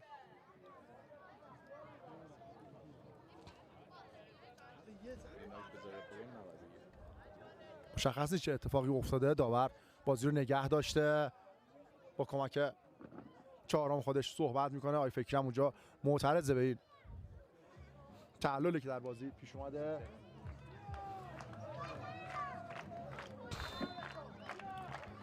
حالا این اجازه رو میدن، ضربه‌اش رو میزنه و اونجا حسین پور توپ رو دور میکنه. بازم بازیکن مثل شهرآباد ضربه‌اش رو میزنه و توپی که با اختلافی زیاد از بالای دروازه راهی اوت میشه. چه فرصت خوبی داشتن بازیکن مثل شهرآباد برای زدن گل دوم خودشون.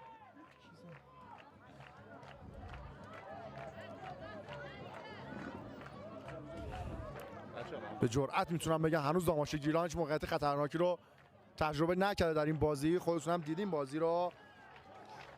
داشتم عرض میکنم که سایر بازی‌ها شهرداری نوشهر 2 گل به نفت مسجد سلیمان زده. شهرداری آستارا با 2 گل از سایپا پیش افتاده، 1 گل هم خورده. مثل سانگون و شهر راست 1-1 مساوی. مثل شهرآباد هم که 1 گل زده به داماش گیلان. فجر آریو 0-0. پالایش نفت و پیکان هم 0-0 و سنت نفت آبادان مثل کرمان هم به همین شکل. ضربه میزنه اونجا شریفی، به راست میبره برای آرمان لطف خدا. سامان مهرابی نمیتونه توپ رو به خوبی کنترل کنه. توپ میرسه به شماره 10 یعنی محمد مهدی خانی. شریفی، امینی، بازم خود شریفی. مهدی خانی توپ رو میرسونن به شماره 4 خودشون یعنی کنعان طاهرنژاد. اواخر نیمه اول عرض کردم که ورزشگاه مملو از جمعیت شده. تعدادی از هواداران پشت درها موندن. امیدواریم که هواداران عزیز شهرورک دیگه وارد ورزشگاه نشن. واقعا جا نیست تو ورزشگاه. عذرخواهی میکنم از هواداران پرشور تیم صنعتی مثل شهرورک. فرصت دارن بازیکن مثل این صحنه، اما کورنر رو میگیره اونجا علیرضا ولیزاده. خوبه نگه داشت. که علیرضا ولیزاده تصویر مشاهده میکنید. بازم گل میخوان هواداران از این تیم.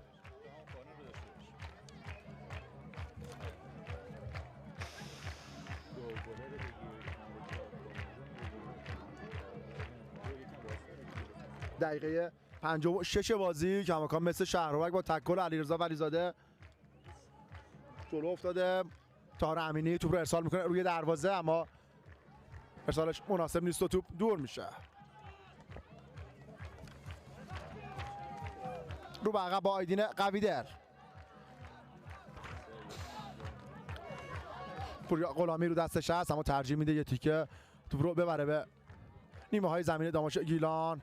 ضربه سر اول رو زد اونجا حسین پور. حالا سامان مهرابی، رؤوفی منش. یک صدا تشویق میکنن تیم صنعتی مثل شهرورک رو هواداران پرشور شهرورکی. توپ میرسه به پوریا غلامی. بازم خود پوریا غلامی رو به عقب کار میکنن با علی قربانخانی.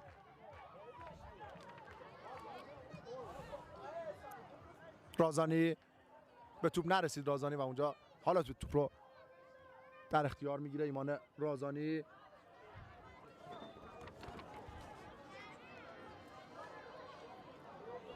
پرتابوتی دیگر برای نارنجی پوشان صنعتی مثل شهربابک. فرصت داره اونجا تاجیک، خود تاجیک که بازیکن اسبش روی برمیداره رو به عقب. رازانی ضربه‌اش رو میزنه، اما قبلش بازیکن داماش. حالا فرصت دارن، ضربه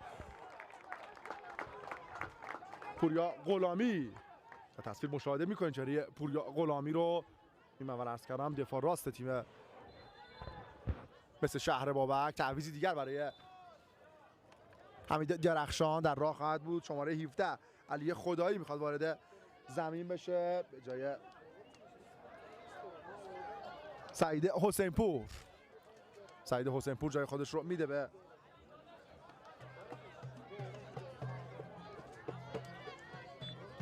علی خدایی و تعویض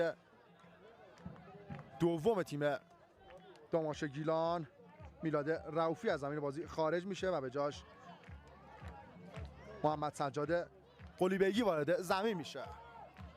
تاجیک در از داور مزاحمت ایجاد کرد برای تاجیک. به راست میارن برای غلامی. خود غلامی توپ رو ساند میکنه روی دروازه. فرصت دارن بازیکن مثل شهرورک و توی دروازه گل دوم برای مثل شهرورک و باز هم علیرضا ولیزاده. مثل شهرورک 2 داماش گیلان 3. علیرضا ولیزاده دبل کرد در این بازی. مثل شهرورک به گل دوم خودش هم میرسه. شادمانی بازیکنان مثل شهرورک رو در این تصویر داریم میبینید. دمت گرم. باز هم علیرضا دل هواداران مصر رو شاد کردی. مثل شهربابک 2 داماش گیلان 0. کار تیمی فوق العاده بازیکنان مثل این صحنه باز هم جواب داد. خوشحالی به نیمکت و سکوهای ورزشگاه شهدایی مثل شهرورک میاد. سکوهای پرشور ورزشگاه شهدایی مثل شهرورک رو مشاهده میفته. بازیکن داماش از سمت راست میخوان حمله رو آغاز کنن. در هر صورت مثل شهرورک در دقیقه 60 بازی به گل دوم خودش هم میرسه توسط علیرضا ولیزاده. حالا هوادارا منتظر هتریک این بازیکن خواهند بود. اکبر کربلایی میخواد اینجا اجرای دیواره دفاعی رو تشکیل بده، اما کار انجام نمیدن. کورنر برای تیم داماش گیلان. حالا با خیالی آسوده تر بازی رو ادامه خواهند داد بازیکنان مثل شهربابک. محمد امینی پشت توپ قرار گرفته. حالا توپ رو ساند میکنن روی دروازه. آیدین قویدر چقدر خوب توپ رو دور میکنه. بازم بازیکن داماش کنانی نجات توپ رو به راست میاره، سامان مهرابی ضربه‌اش رو میزنه و قبلش آفساید سامان مهرابی اعلام شده. ببینیم به چی معترض این قد، به شدت داره اعتراض میکنه سامان مهرابی به این صحنه، اما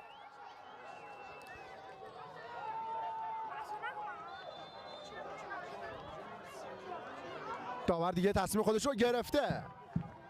مثل شهرابک 2 داماش گیلان 0. هر دو گل علیرضا ولیزاده، یکی دقیقه 34 یکی دقیقه 60 بازی. مورد تشویق هواداران قرار میگیره. البته نباید از کار تیمی فوق العاده شاگردان محمود فکری بگذری. یه جورایی ایمان رازانی نقش مهمی در هر دو گل داشت. بازم بازیکن داماش این بار از سمت راست مهرابی تا نجات رو عقب کار میکنه با ضربه‌اش رو میزنه و توپش چهره محمد امینی رو در تصویر دیدین برای ثانیه هایی.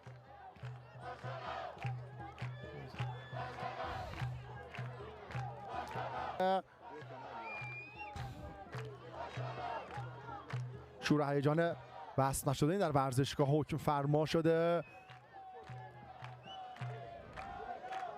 با امنیت خاطر بیشتری بازیکنان، با آرامش بیشتری بازیکنان کار رو ادامه خواهند داد. قطعا دو گل انگیزهای بیشتری بازیکنان خواهد داد. شاید انگیزهای بیشتری به علیرضا ولیزاده که بره برای هتریکی.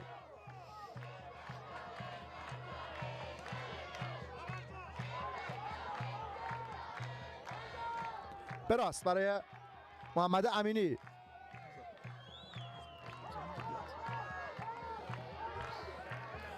به راست بازم خود علیرضا ولیزاده. ببین چیکار خواهد کرد علیرضا در این صحنه. توپ رو به راست میاره. حالا میتونه در نقشه پاسور ظاهر شه در این صحنه. دروازه رو میزنه و توپش با یه کورنر میشه.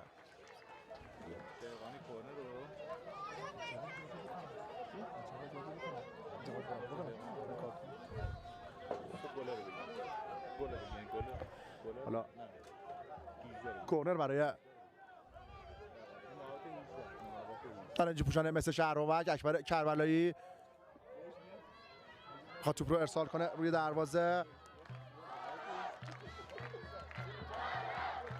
باور کنید ما هم به وجه اومدیم در این ورزشگاه.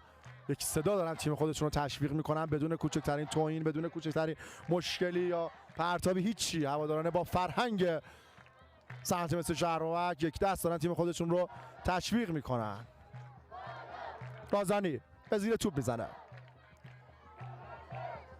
بازم بازیکن مثل شهرابک چقدر خوب کار کرد در این صحنه. مجید تاجیک میخواد توپ رو ارسال کنه روی دروازه. کماکان فرصت دارن بازیکنان، اما به نظر توپش راهی اوت میشه. داور هم حالا تعویض میخواد انجام بشه. مسعود شعبانزاده، مرد دوست داشتنی فوتبال شهر بابک، مدیر لایق تیم مصر، کارتا رو به ناظر بازی میده. ببینیم تفکرات محمود فکری که بسیار هم قابل احترام هستن چه خواهد شد.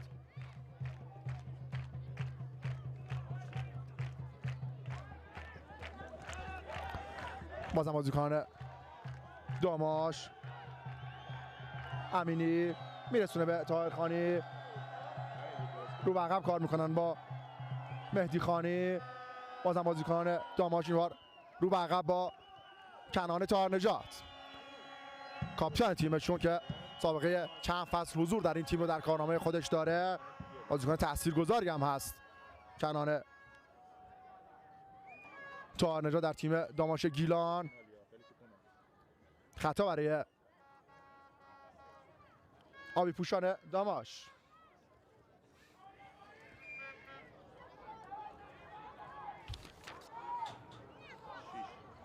امین رضایی کمی احساس مسئولیت میکنه. خوشبختانه بلند میشه از روی زمین. ببینیم تعویض‌های مثل شهرابک به چه شکلی خواهد بود.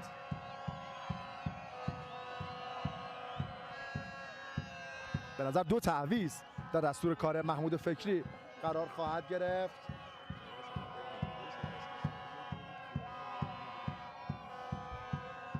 حالا داور در سود خودش میدمه اجازه میده که یه اتفاق بیفته. توپ رو ارسال میکنن روی دروازه. به نظر یکی از تعویضی‌ها مهدی باقریه که میخواد وارد زمین بشه. فرصت دارن بازیکن مصر رضایی، خود امین رضایی میخواد توپ رو ارسال کنه روی دروازه. چقدر خوب داره کار میکنه در این صحنه. اشتباه میکنه و توپش لو میره. تاجیک به نظر خطای خود مجید تاجیک اعلام شده.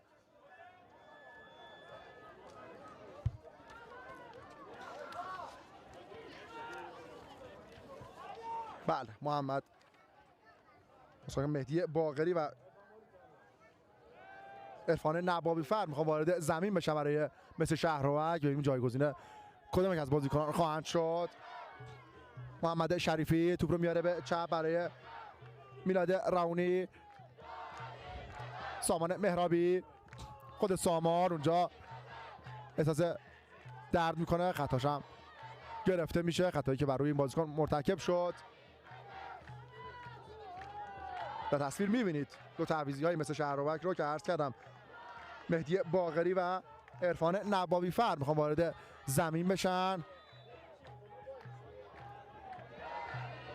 به نظر یه لحظه در تابلوی تعویض دیدم علیرضا ولیزاده و محمد طاهر امینی میخوان از زمین بازی خارج بشن. علیرضایی که کار خودش رو کرد در این بازی، 2 گل رو زد. نه اصحایی میخواد شماره 18 میخواد وارد از زمین بازی خارج بشه. شماره 18 یعنی ایمان رازانی از زمین بازی خارج خواهد شد. توپ رو ارسال میکنن روی دروازه. خیلی خوب مدافعین مثل شهروک کار میکنن. علیرضا ولیزاده هم که اومده به هم تیمیای خودش کمک کنه توپ رو دور میکنه. کربلایی یه تیکه و بلند توپ رو میخواست برسونه اونجا به رضایی که موفق نیستن. برای تعویضی مثل شهروک اولیش اینه که محمد طاهر امینی جای خودش رو میده به مهدی باقری و تعویض دوم عرفان نوابی وارد زمین میشه به جای ایمان رازانی. یه پاس گل فوق‌العاده داد ایمان رازانی در نیمه اول. چقدر خوب کار میکنه در این صحنه رؤوفی نوابی فر. اومد خودش رو نشون بده در اولین دشتش که با خطا متوقفش کردن.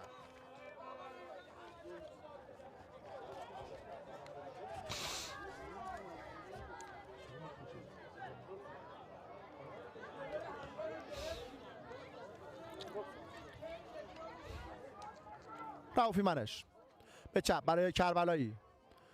تاجیک بازم خود اکبر کربلایی به توپ نرسید و توپ رایی اوت میشه تا سعید ابراهیم پور مجدد بازی رو آغاز کنه.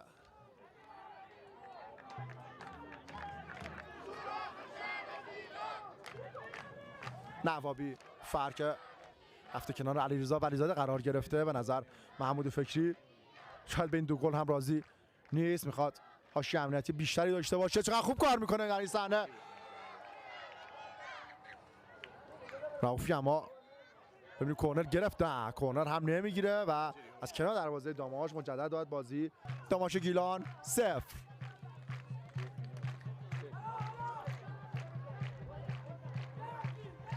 امینی یه دور کامل رو میزنه، توپ رو میرسونه به کنان طاهر نژاد به راست برای امینی. رو به عقب کار میکنن با بازیکن هم تیمی خودشون. به توپ نرسید امینی و توپ رایی اوت میشه.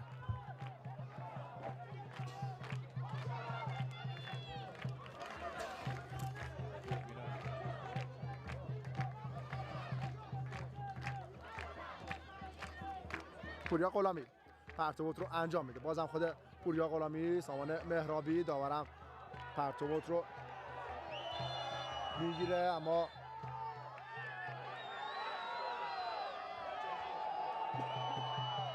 یه لحظه اونجا بین کمک داور اول و داور وسط اختلاف نظری بود. آیا فکرم به این هم معترضه. کمک داور اول معتقد بود که تو برای مثل شهروک کول داوری هم اعلام نکردم. اعلام کنم خدمتتون که داور اول میثم صفاری، داور وسط آیه میثم صفاری، کمک داور اول رضا احمدی، کمک داور دوم مهدی اکبرزاده، داور چهارم امیر آرمند. ناظر بازی هم که آقای مجید معمار هستن. توپ ارسال میکنن روی دروازه، راهی به دروازه نداره و توپ برمیگرده مجدد. راه خواهد بود.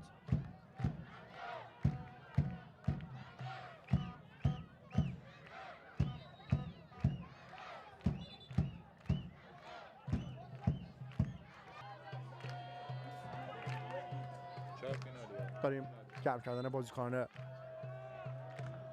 داماشگیلنا رو برای ثانیه‌های مشاهده کردین. در دستور کار خودش قرار خواهد داد یا خیر؟ برداره که موفق نیست و حالا خطا برای آبی پوشان داماشگیلان.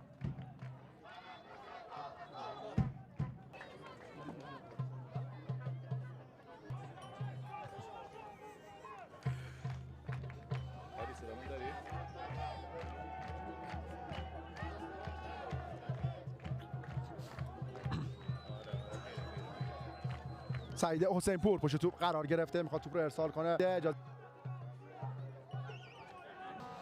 مدافع چپ خودشون امینی توپ رو ارسال میکنه روی دروازه. ارسالش خوب نیست و توپ مجدد راهیه اوت میشه.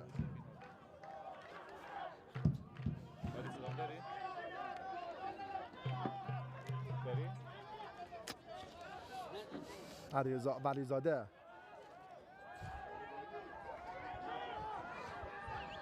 که در نقش کاپیتانه الان میره در باکس محوطه جریمه.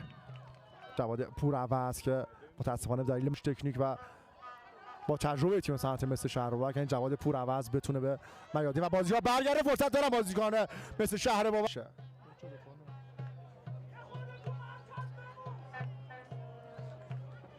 نگهدار کینالی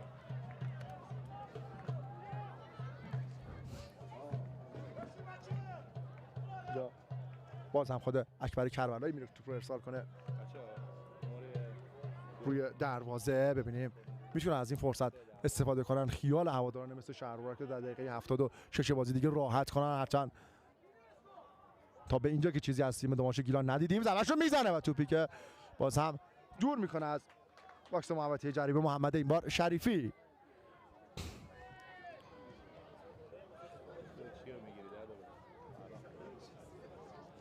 یه هادی یعنی شاید پیدا کنم.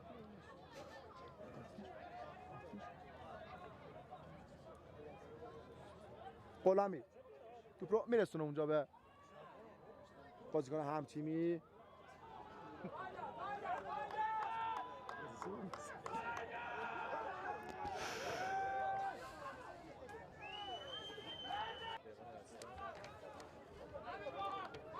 بایرامی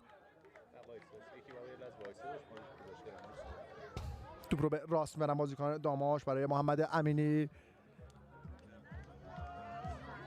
قطعا بعد از بازی این هواداره پرشوری که من ببینم جشن خواهند گرفت. هرچند 3 امتیاز مثل سایر بازی ها خواهد بود، اما شور و شعف زیادی در ورزشگاه به راه.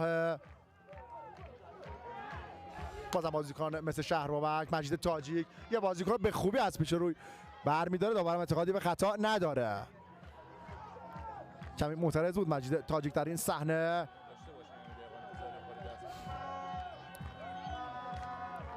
شریفی رو به عقب با محمد امینی. خود امینی میخواد توپ رو ارسال کنه روی دروازه. کماکان فرصت دارن بازیکن داماشگیلان حالا این کار رو میخواد انجام بده. این کار سالمش رو انجام بده و باز هم آیدین قویدل. درسته خیلی کم کار بوده در این بازی، ولی همین تعداد توپی هم که اومده به خوبی و 100% با اطمینان خاطر دور کرده از محوطه جریمه تیم مثل شهربابک. یکی از بازیکنان مس احساس مصدومیت میکنه.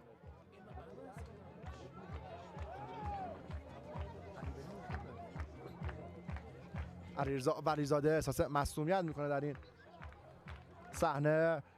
یکی دو هفته پیش از ناگیه کشاله ران احساس مصونیت میکرد. خوشبختانه با درایت کادر پزشکی تیم مثل شهرابک به میادین رسید و به بازی ها رسید.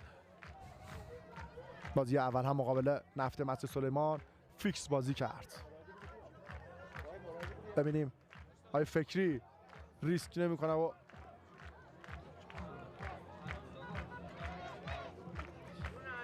عذرخواهی میکنم، ظاهرا علیرضا ولیزاده مصدوم نشده.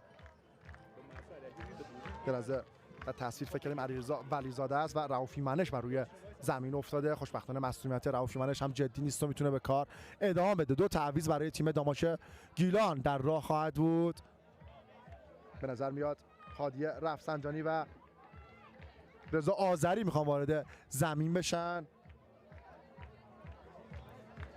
ببینیم جایگزین کدام یک از بازیکنان خواهند شد.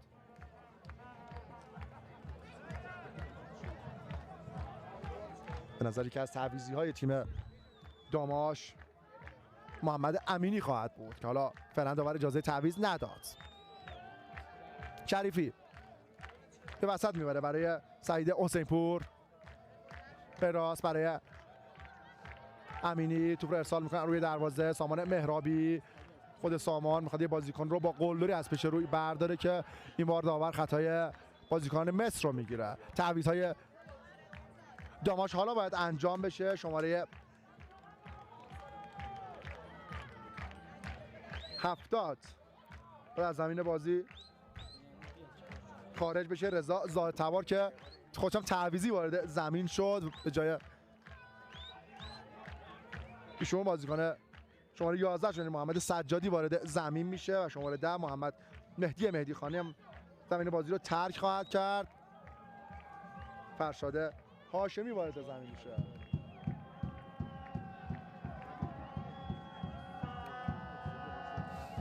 ضربه ایستگاهی بسیار خوب برای تیم داماش در راه خواهد بود. ببینید کدام یک از بازیکنان پشت توپ قرار خواهند گرفت.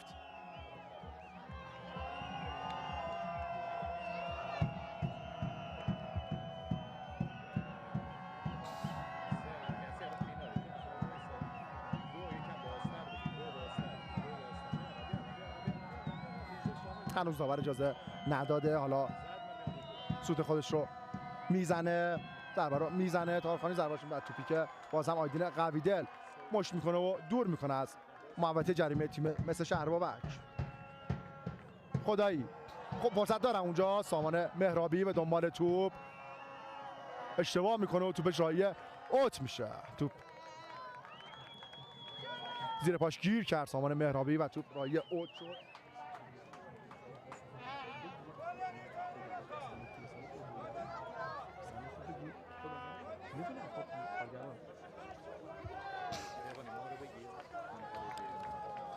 خوشبختانه معصومیت آیدین قویدل هم جدی نیست و میتونه برگرده به بازی. کماکان بله تشکر میکنم از گروه رسانه که زحمت پخش زنده این بازی رو بر عهده گرفتم، به کارگردانی دوست و همکار بسیار خوبم آقای احمد اشتری که این فصل قبول زحمت کردن و در روابط عمومی رسانه‌ای باشگاه کنار ما خواهند بود. بسیار ازشون ممنونیم. انشالله که بتونیم فصلی بسیار خوب برای باشگاه مصر در طی روابط عمومی رسانه رقم بزنیم به همراه رسانه کک و دوست خوبم آقای اشتری. بازم بازیکن داماش این بار از سمت راست محمد شریفی به وسط میاره برای بازیکن تازه وارد شو محمد سجادی. رو به عقب با فرشاد هاشمی.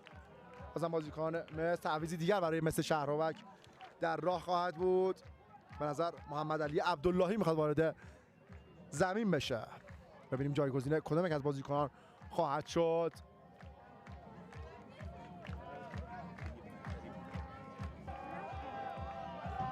بازیکن لیگ برتری فرصت دارن. بازیکن داماش چقدر خوب اونجا کار کرد. محسن آقایی و توپ رو یه تیکه رایی اود که تعویضی مثل شهربک هم حالا باید انجام بشه. مجید تاجیک جای خودش رو میده به شماره 89 محمد علی عبداللهی، بازیکنی که در لیگ برتر توپ زده و برای تیم هوادار تهران بازی کرده، میخواد وارد زمین بشه. مجید تاجیک که بازی قبل گل زد برای مثل شهرآور، گل 3 امتیازی و این بازی هم الحق و انصاف خیلی خوب بازی کرد. تیم یک دل یک دست و دوست داشتنی سنتی مثل شهرآور که تا به اینجای کار دو برد دلچسب رو کسب کرده. قطعا این بردها میتونه شور و نشاط زیادی به مردمان شهرباوک بده که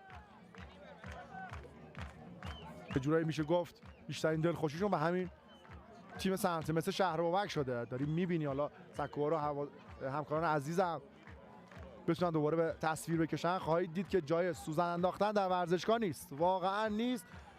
کسی اگر حالا چیزی هم پایان بازی نمونده، کسی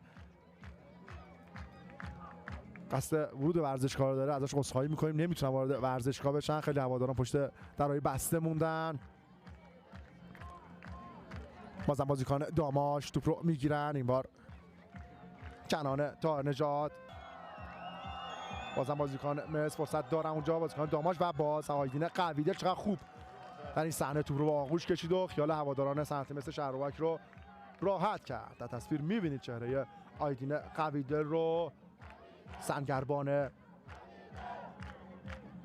مطمئن تیم مثل شهرباوک.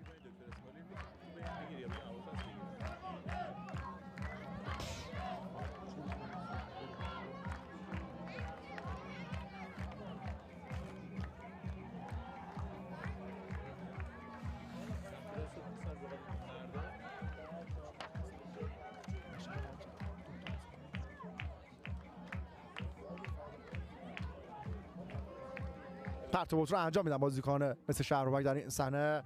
بازم بازیکن داماش این بار توپ رو میگیرن، به عقب میبرن برای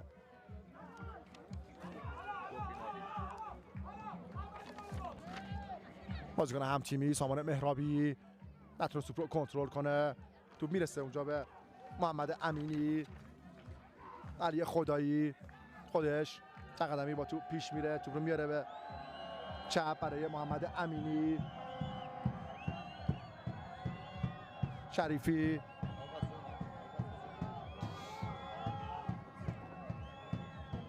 تغییر تحولات در باشگاه مس بسیار زیاد بوده.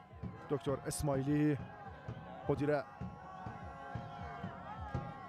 شایسته این روزهای باشگاه صنعتی مثل شهرباوک که هولوش 3 ماهی هست پایی به باشگاه صنعتی مثل شهرباوک گذاشته. تا به اینجا بسیار خوب درخشیده و تیم‌های والیبال و فوتبال هر دو پیروز میادین بودن، هرچند که در همه بازی‌ها شکست پیروزی همه چی هست تساوی. ولی خیر مقدم عرض می‌کنیم خدمت آقای دکتر مجتبی اسماعیلی. امیدواریم که بتونه موفقیت‌های روزافزونی رو در تیم صنعتی مثل شهرباوک داشته باشه.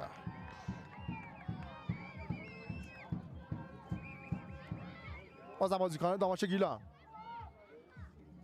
طاهر نژاد به راست میبره برای مهراد بایرامی. خود بایرامی چند قدمی رو با توپ پیش میره، به خوبی توپ رو دور کرد اونجا محسن آقایی. بازم بازیکن مثل شهرباوک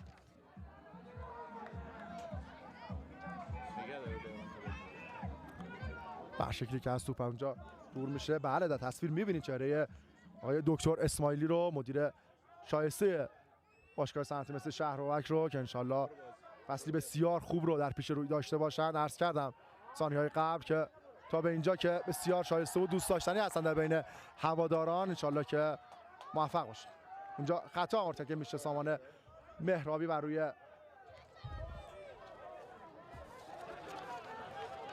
محسن آقایی. انشالله که مسئولیت جدی نیست و میتونه بلند شه. کمکش هم میکنن که از جای خودش بلند شه، اما فعلا حالا بلند شد از جای خودش و بازی رو ادامه خواهد داد. کمتر از 2 دقیقه تا پایان بازی، البته در وقت قانونی، ببینیم چند دقیقه زمان تلف شده اعلام خواهد کرد داور. آی فکری که تا به اینجا خوب درخشیده برای مثل شهرآورد. در تصویر میبینید چاره این مربی دوست داشتنی رو. ببینیم در ادامه فصل چه خواهد کردم با این بازی که ما امروز از تیم مثل شهرآورد در بازی قبل مقابل نفت مسجد سلیمان دیدیم.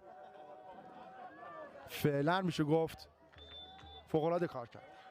4 بسته.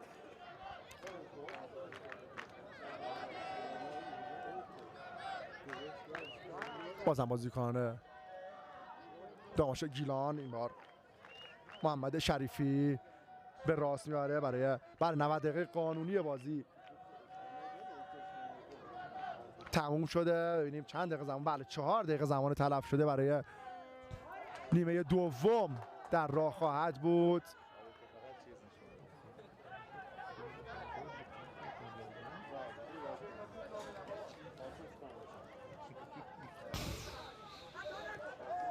رو به عقب شریفی به راست میبرن برای آرمان لطفخدا.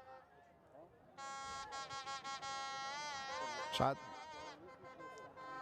کمی زود باشه، حالا زود هم که نیست، ولی میشه مثل شهرآورد رو پیروز این میدان دانست با دبل علیرضا ولیزاده. 2 تعویض دیگه برای مثل شهرآورد در راه خواهد بود که سید محمد حسین جمالی میخواد وارد زمین بشه. فرصت دارم بازیکن داماش در این صحنه میچرخه، ضربهش رو میزنه اما نمیتونه از سد دیواره دفاعی تیم سنت مثل شهرآورد عبور کنه و توپش به آقای بر سرعت بالای علیرضا ولیزاده. چقدر خوب داره کار میکنه علیرضا در این صحنه. حالا میتونه در نقشه پاسور ظاهر شه اما توپش رد نمیشه از محمد امینی. خوب کار میکنه علیرضا ولیزاده در این بازی. همه جور دفاع هم دیدیم کرد در این بازی. سامان مهرابی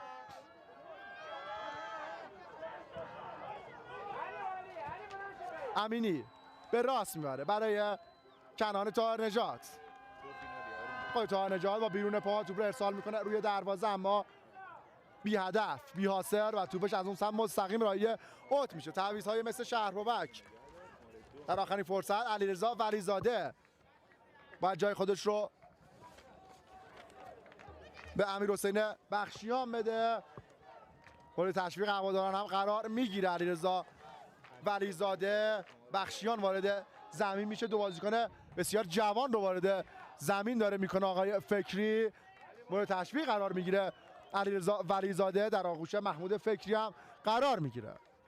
تعویض دیگر مثل سید محمد حسین جمالی به جای امین رضایی وارد زمین شد. آرزوی موفقیت هم میکنیم برای 2 بازیکن جوان تیم مس. امین رضایی هم در آغوش مسعود شعبانزاده قرار میگیره. عجب تیم یه دست و همدلی این تیم مثل شهر بابک. هر جایی رو نگاه میکنم همدلی و نشاط داره موج میزنه. کمتر از 2 دقیقه تا پایان بازی فرصت دارن بازیکن داماش.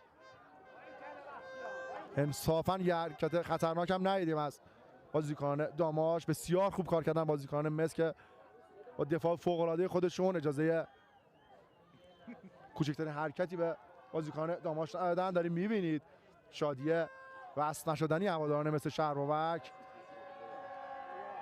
که نقش بسیار زیادی در این برد داشتن و انشالله برهای بعدی عرض کردم ثانیه‌های قبل دفاع مثال زدنیه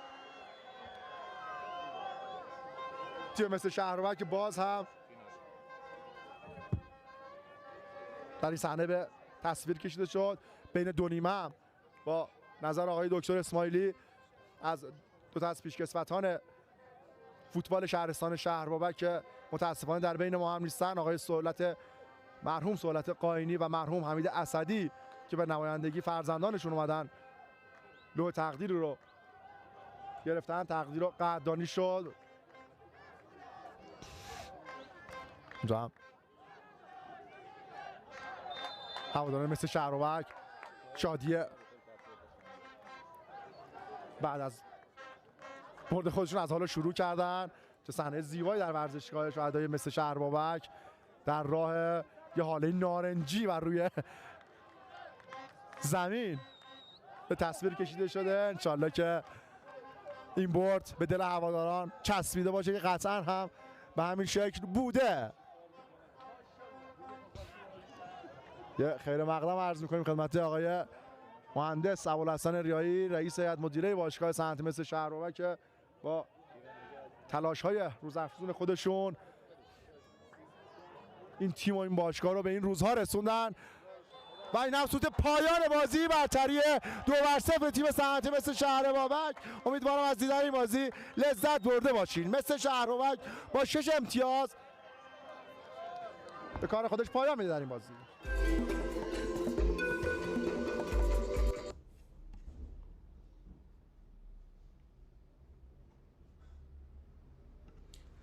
خب دیدید چی شد، چه نتیجه رقم خورد. البته علی هم پیش بینی کرده بود. تا حالا فش بشه تو زندگیش ندیده بود. آره میگفتش که این صحنه برام تازگی داره و فلان و حرفا. یه بار بیارینش رشت بازی گزارش. آره این دعوت کنیم ازش بیاد. البته همینجا به هر حال گزارشگران قابلی داریم که نیازی نباشه واقعا که این افراد بیان و حالا. خب تو بازی تیمو چطور دیدی علیرضا؟ من ترجیح میدم من سکوت کنم. ببین من نظرم به نسبت نیمه اول تغییری نکرد. فکر نمی‌کنم نظر تو هم تغییری کرده باشه. نه من گفتم دویش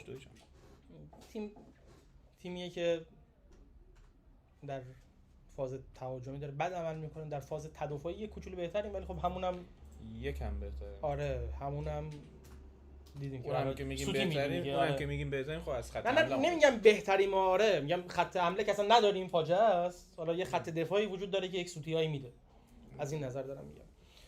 ولی به این معنی نیستش که الزاماً این تیم بدیه، این بازیکنای بدی هستن. بله باید به هر کادر فنی هر بازیکنی فرصت داد، نه خود اینور باید به همشون فرصت داد، ولی به این معنی نیستش که گوشامون خبردار نشه، به این معنی نیستش که نگران نشیم. بله فرصت میدیم، ولی واقعا با این سبک از بازی کردن نگران تیممون میشیم.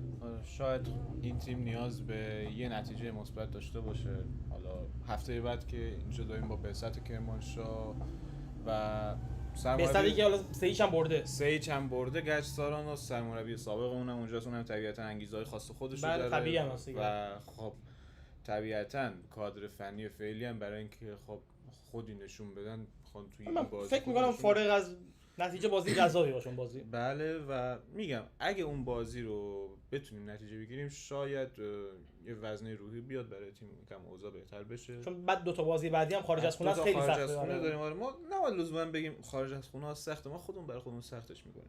به هر حال شرایط میزبانی متفاوته دیگه. مثلا شهر بابا هفته قبل خارج از خونه بود. من حالا نتایجم یه دور بخونم. آستارا کامبک خوردن. آره 3-2 باخت به بعثت کرمانشاه که 3-0 بازیش رو تو بخونی. بله بعثت کرمانشاه 3-0 نفت و گاز گچساران رو شکست داد. نیروی زمینی در خانه 1-0 از پارس جنوبی جمع شکست خورد. شهرداری نوشهر 2-0 نفت مسجد سلیمان شکست داد. مسجد سلیمان چرا اینطوری شده؟ بعد شروع کرده. شهرداری آستارا در حالی که 2-1 جلو افتاد بود از سایپا 3-2 باخت. تو خونه مس سنگون و شهر راز شیراز 2-2 شدن. مثل شهر بابک 2-0 داماش رو شکست داد. بقیه بازی هم در جریان. حالا فعلا فجر 1-0 از آریو جلو. نیمه اول بازی پالاش نفت بندرعباس و پیکان 0-0 شده. تو نیمه اول هم صنعت نفت آبادان 1-0 مس کرمان شکست داده. این نتایجی که فعلا رقم خورده.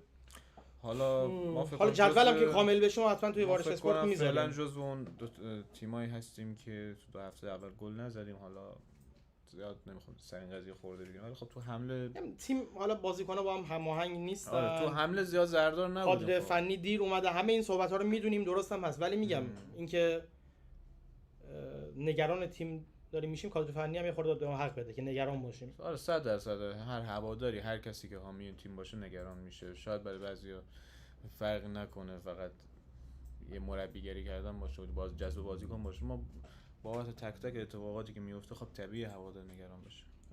من ابتدای بازی یک موردی هم یادم رفت بود، البته حالا توی پیجمون که اعلام کردیم من جا داره یک دور دیگه تسلیت بگم این اتفاقی که برای هوادار تیم ملوان افتاد فرق هم نمیکنه هوادار چه تیمی باشه، اصلا اینکه چنین اتفاقاتی توی ورزشگاه‌های ما میافتن و بعدش هم اونطوری بهشون امداد رسانی میشه جای تاسف داره. خیلی ناراحت کننده. و اینکه الان گفتی هوادار، بخاطر میگم به هر حال اونم هواداری بود، عاشق تیمش بود و این اتفاق براش رخ واقعا داد. شرم‌آور. حالا اون واکنشی هم که نشون میده مثلا میگه ما وظیفه‌ای نداریم هوادار. آقا تو آمبولانس اصلا امدادگر اونجاست که جان آدم نجات بده. اصلا چه فرقی بازیکن میکنه اون بازیکن باشه، کادر فنی باشه، هوادار باشه، اونجا هست میدونی که مسئله سر چیه؟ این اتفاق بعد دوباره تکرار شد. این برخوردهای ورزشگاه کجای نمیدونم تهران آره داشت در میگفت سوختم و اینا، داشت زجه میزد میگفت چرا اونجا. داد میزنی؟ آدم داره میسوزه چیکار سوخت میکنه؟ فیلمش اومد اینجا آقا. جزغاله شده. آدم داره میسوزه میگه با دارم میسوزم. نه یه کاری میشه بکنم. لطفاً آقا نظر داد بدید؟ میزنه آدم دیگه. حالتون خوش نیست مگه؟ نمیدونم.